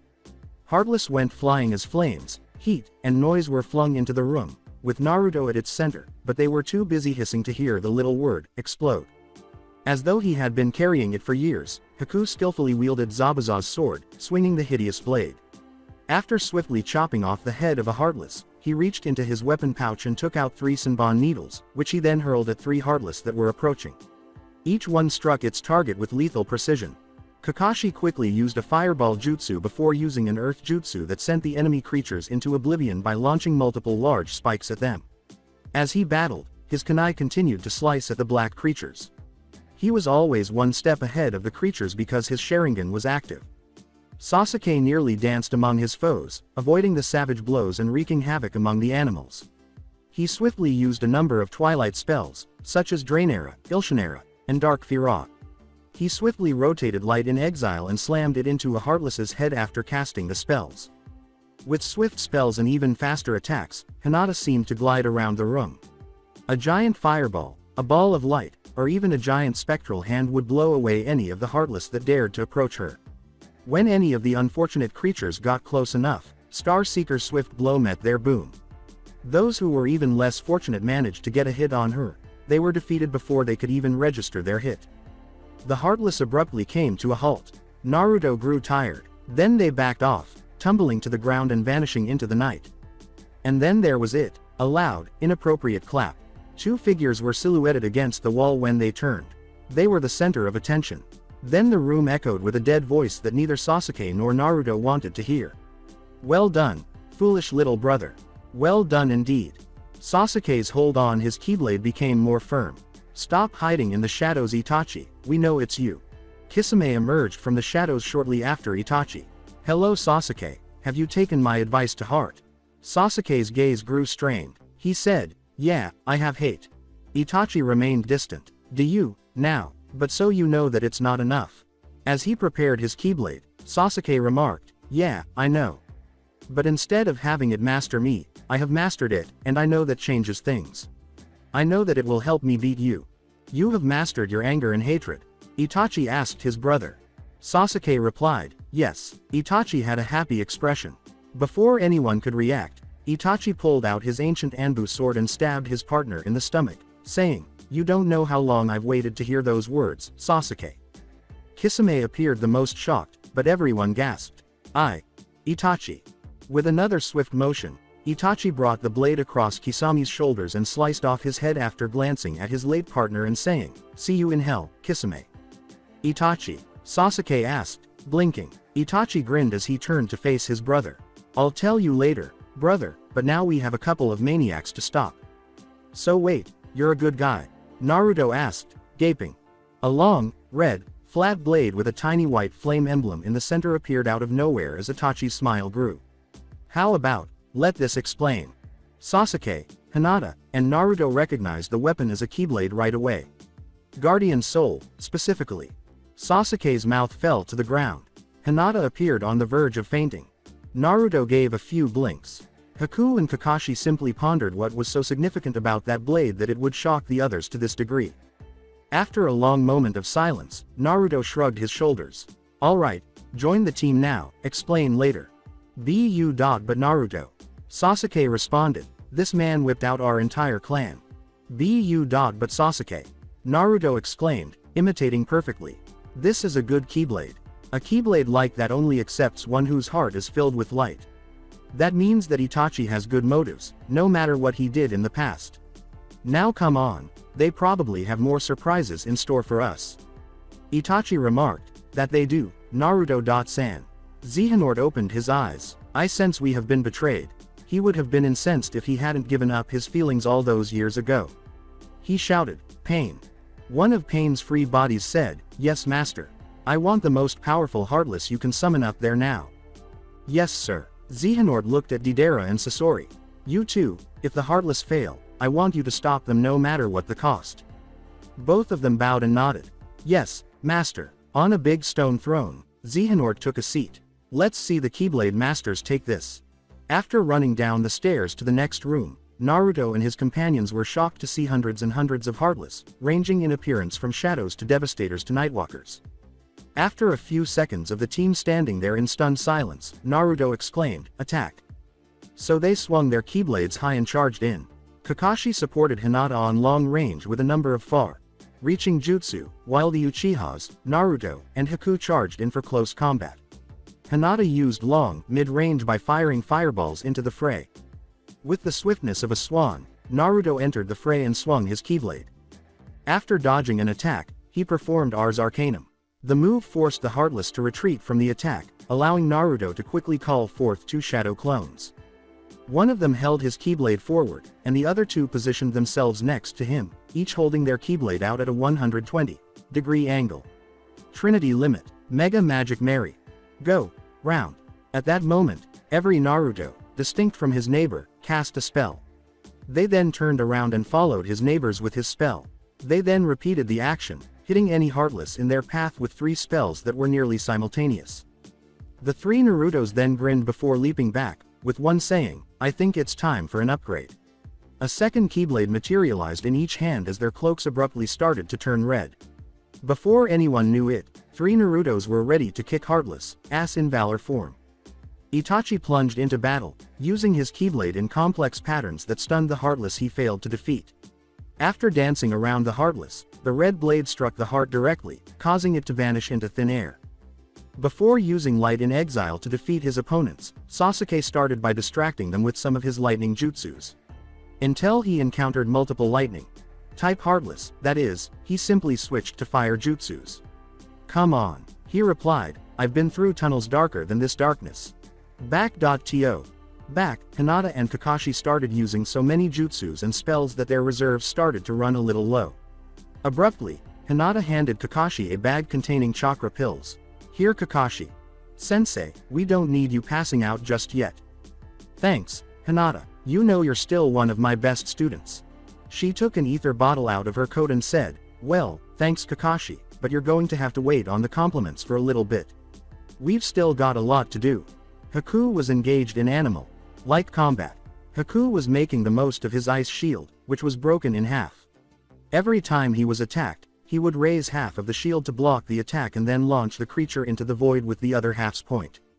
Abruptly, Naruto or one of his clones rushed past, tearing through the Heartless's lines like tissue paper. "Hey Naruto," Haku called out, "I don't think we can take this much longer." "Tell me about it," Naruto shouted. "My drive form can't go on for much longer. it's all because the shadow clone jutsu breaks up everything. Naruto, the point is we need to end this now. Naruto's eyes widened slightly as he abruptly turned to face Haku. After saying, "You're absolutely right. I'll be back in a second," he vanished in a cloud of smoke. When his clone came up with a brilliant plan, the original Naruto suddenly froze and nearly got struck by a Heartless. He shouted across the battlefield and swiftly scattered his other clone. Sasuke, Hinata, door to the light. Hinata turned her head to look at Naruto. Naruto, are you sure? Course I'm sure. You got a Megalixir right. Yeah but. No buts, let's just do this. Hinata said, alright, and then rushed forward. With a smile, Naruto released his Valor form and dashed forward, his Leaf's key glimmering. Before sprinting in the direction of his teammates, Sasuke grinned and thought, well, this could be fun. With their keyblades aimed directly at the ground, they all leapt into the air. They made an equilateral triangle when they landed, 5 meters apart. 3 keyhole-shaped holes were created in the ground as their keyblades crashed into it. After exchanging glances, the 3 nodded and rotated their keyblade in its slot. Door to the light, they exclaimed, Trinity limit. The area between the 3 Keyblade Masters abruptly changed, and the color of the floor started to shift. It became bluish. After that, the blue turned black, with some areas remaining a deep shade of blue. From above, a dark blue, intricate heart encircled by a black field would have been visible. The region inside the heart suddenly started to turn gold before exploding into 1,000 rays of light. The Heartless abruptly started to approach the heart and then was absorbed into its center. In a matter of seconds, the Heartless were gone. Then, in a last flash, the heart vanished as well, leaving the 3 Keyblade Masters exhausted and barely able to stand. Naruto gasped and said, Hinata. Yeah, she said, gasping for breath. Remind me to never suggest that again. Before removing the Megalixir, she said, done deal.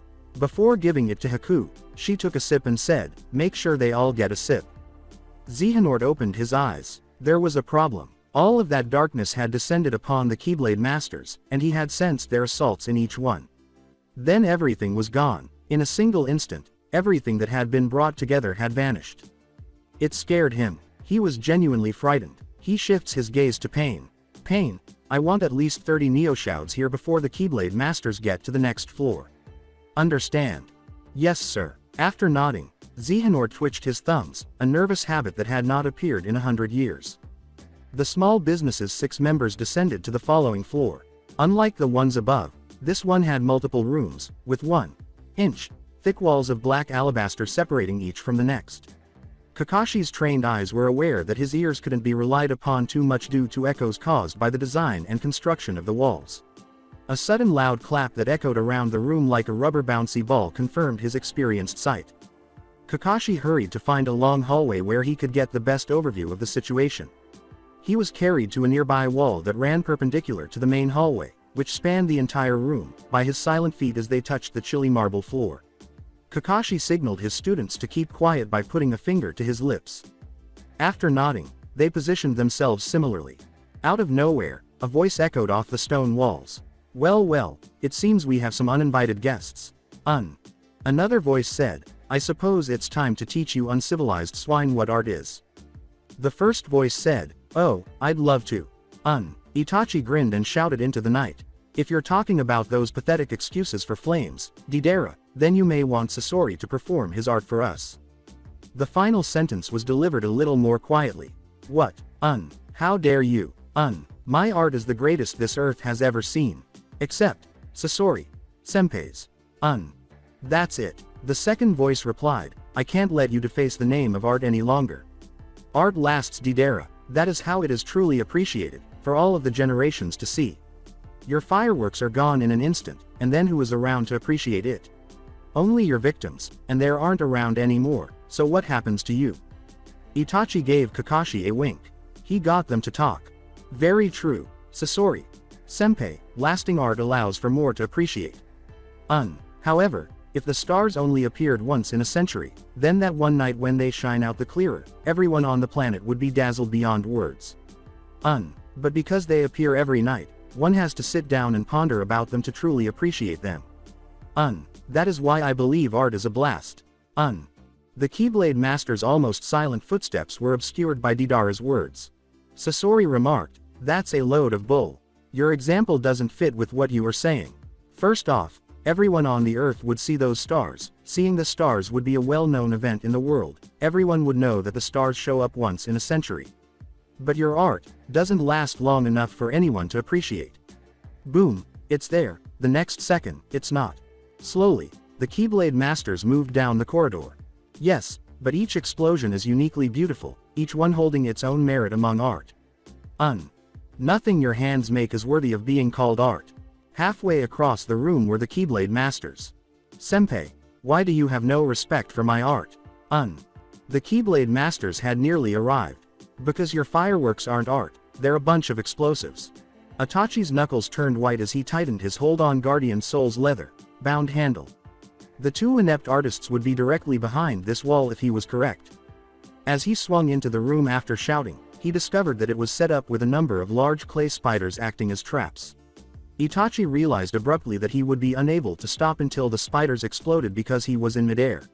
He thought, crud. He was suddenly confronted by a tangle of blonde hair and a black robe. Reflect. The spiders suddenly exploded in a flurry of fire and noise, erecting a milky white, transparent barrier between Itachi and Naruto. Sasori's voice reverberated throughout the room. Well, it seems, Deidara, that your trap worked. Now we just have to clean out the trash. Itachi gave himself a mental slap while shielded by the Naruto barrier. Of course it was a trap, Itachi.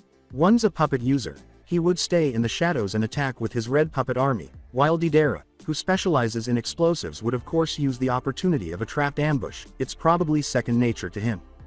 Naruto said, "Hey, Itachi, you okay?" "I'm fine, Naruto," Itachi responded, "but I think we may have a problem on our hands." Hinata inquired, "What kind of problem?" Abruptly, 100 warriors in red robes surrounded the 6 ninja.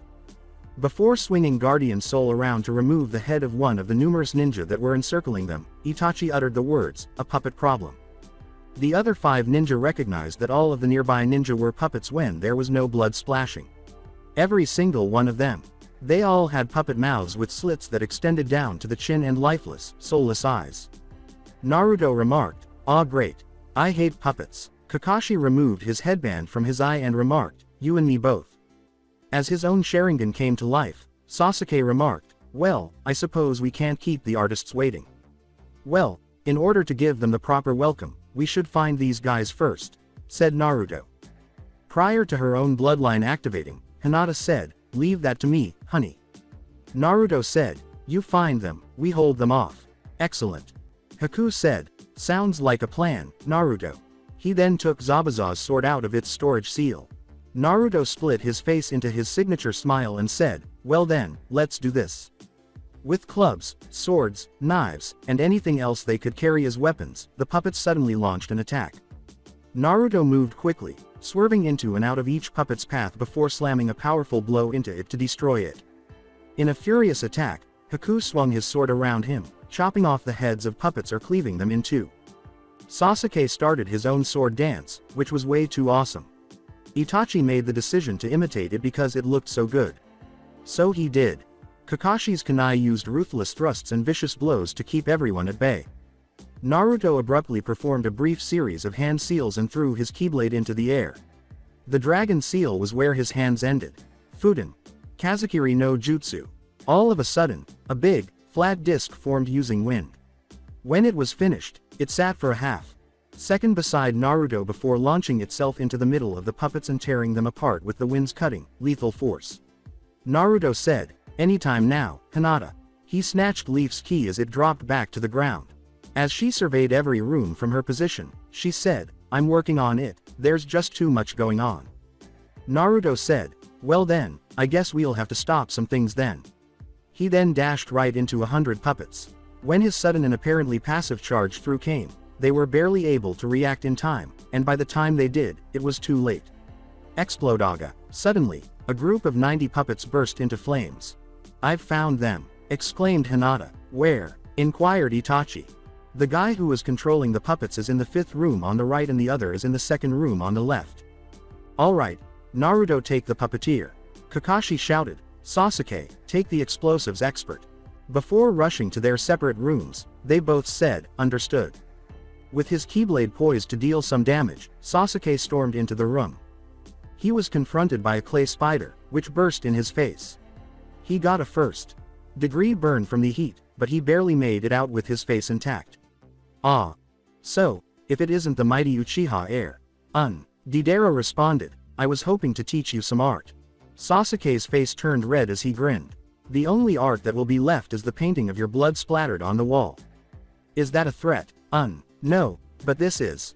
You have 3 seconds to surrender or I stuff your own clay down your throat.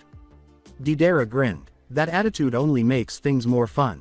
The tip of light in exile was level with Sasuke's eyes as he straightened his arm backwards after grinning. Then let the games begin. Deidara gave a nod. All right. The man with the blonde hair swiftly took some clay out of a pouch. All of a sudden, it was swallowed by a mouth in his hand and swiftly regurgitated as a bird. With a sudden flap of its wings, the bird made its way directly toward Sasuke in the hopes of pecking his eyes out before blowing up. In response, Sasuke cut the bird in two, sending the 2 pieces flying to opposite sides of the room where they detonated without causing any harm. Is that it? Deidara suddenly had a malevolent thought. Prior to making a hand seal, he stated, no, not quiet. Kibaku Nendo. C4 Karura. His hands, mouths abruptly gulped down a lot of clay. They regurgitated it in a hurry, forming a Deidara in the ideal shape. Normally, I'd make him a little bigger but I'm a little short on space. Sasuke was suddenly attacked by the clay Deidara, which approached him before blowing up. Sasuke coughed and was blinded by the smoke. Deidara burst out laughing. It's over. Sasuke coughed. What are you talking about? That cloud was filled with microscopic bombs. The moment you breathed in, your fate was sealed. With wide eyes, Sasuke questioned, what? Before mentally setting off the bombs, he said, the moment I detonate those bombs, you'll begin breaking down at a cellular level. It's over. Sasuke started to break down, becoming cellular dust. Sasuke screamed, and Deidara grinned. His method was genuinely artistic. His chest was suddenly pierced by a gold blade. In his ear, he heard Sasuke's voice. You know, you really need to learn how to detect a genjutsu better. So that's it for today. I hope you guys enjoyed it. Don't forget to like, share and subscribe to the channel for more awesome stories like this. Thank you. See you all in my next video.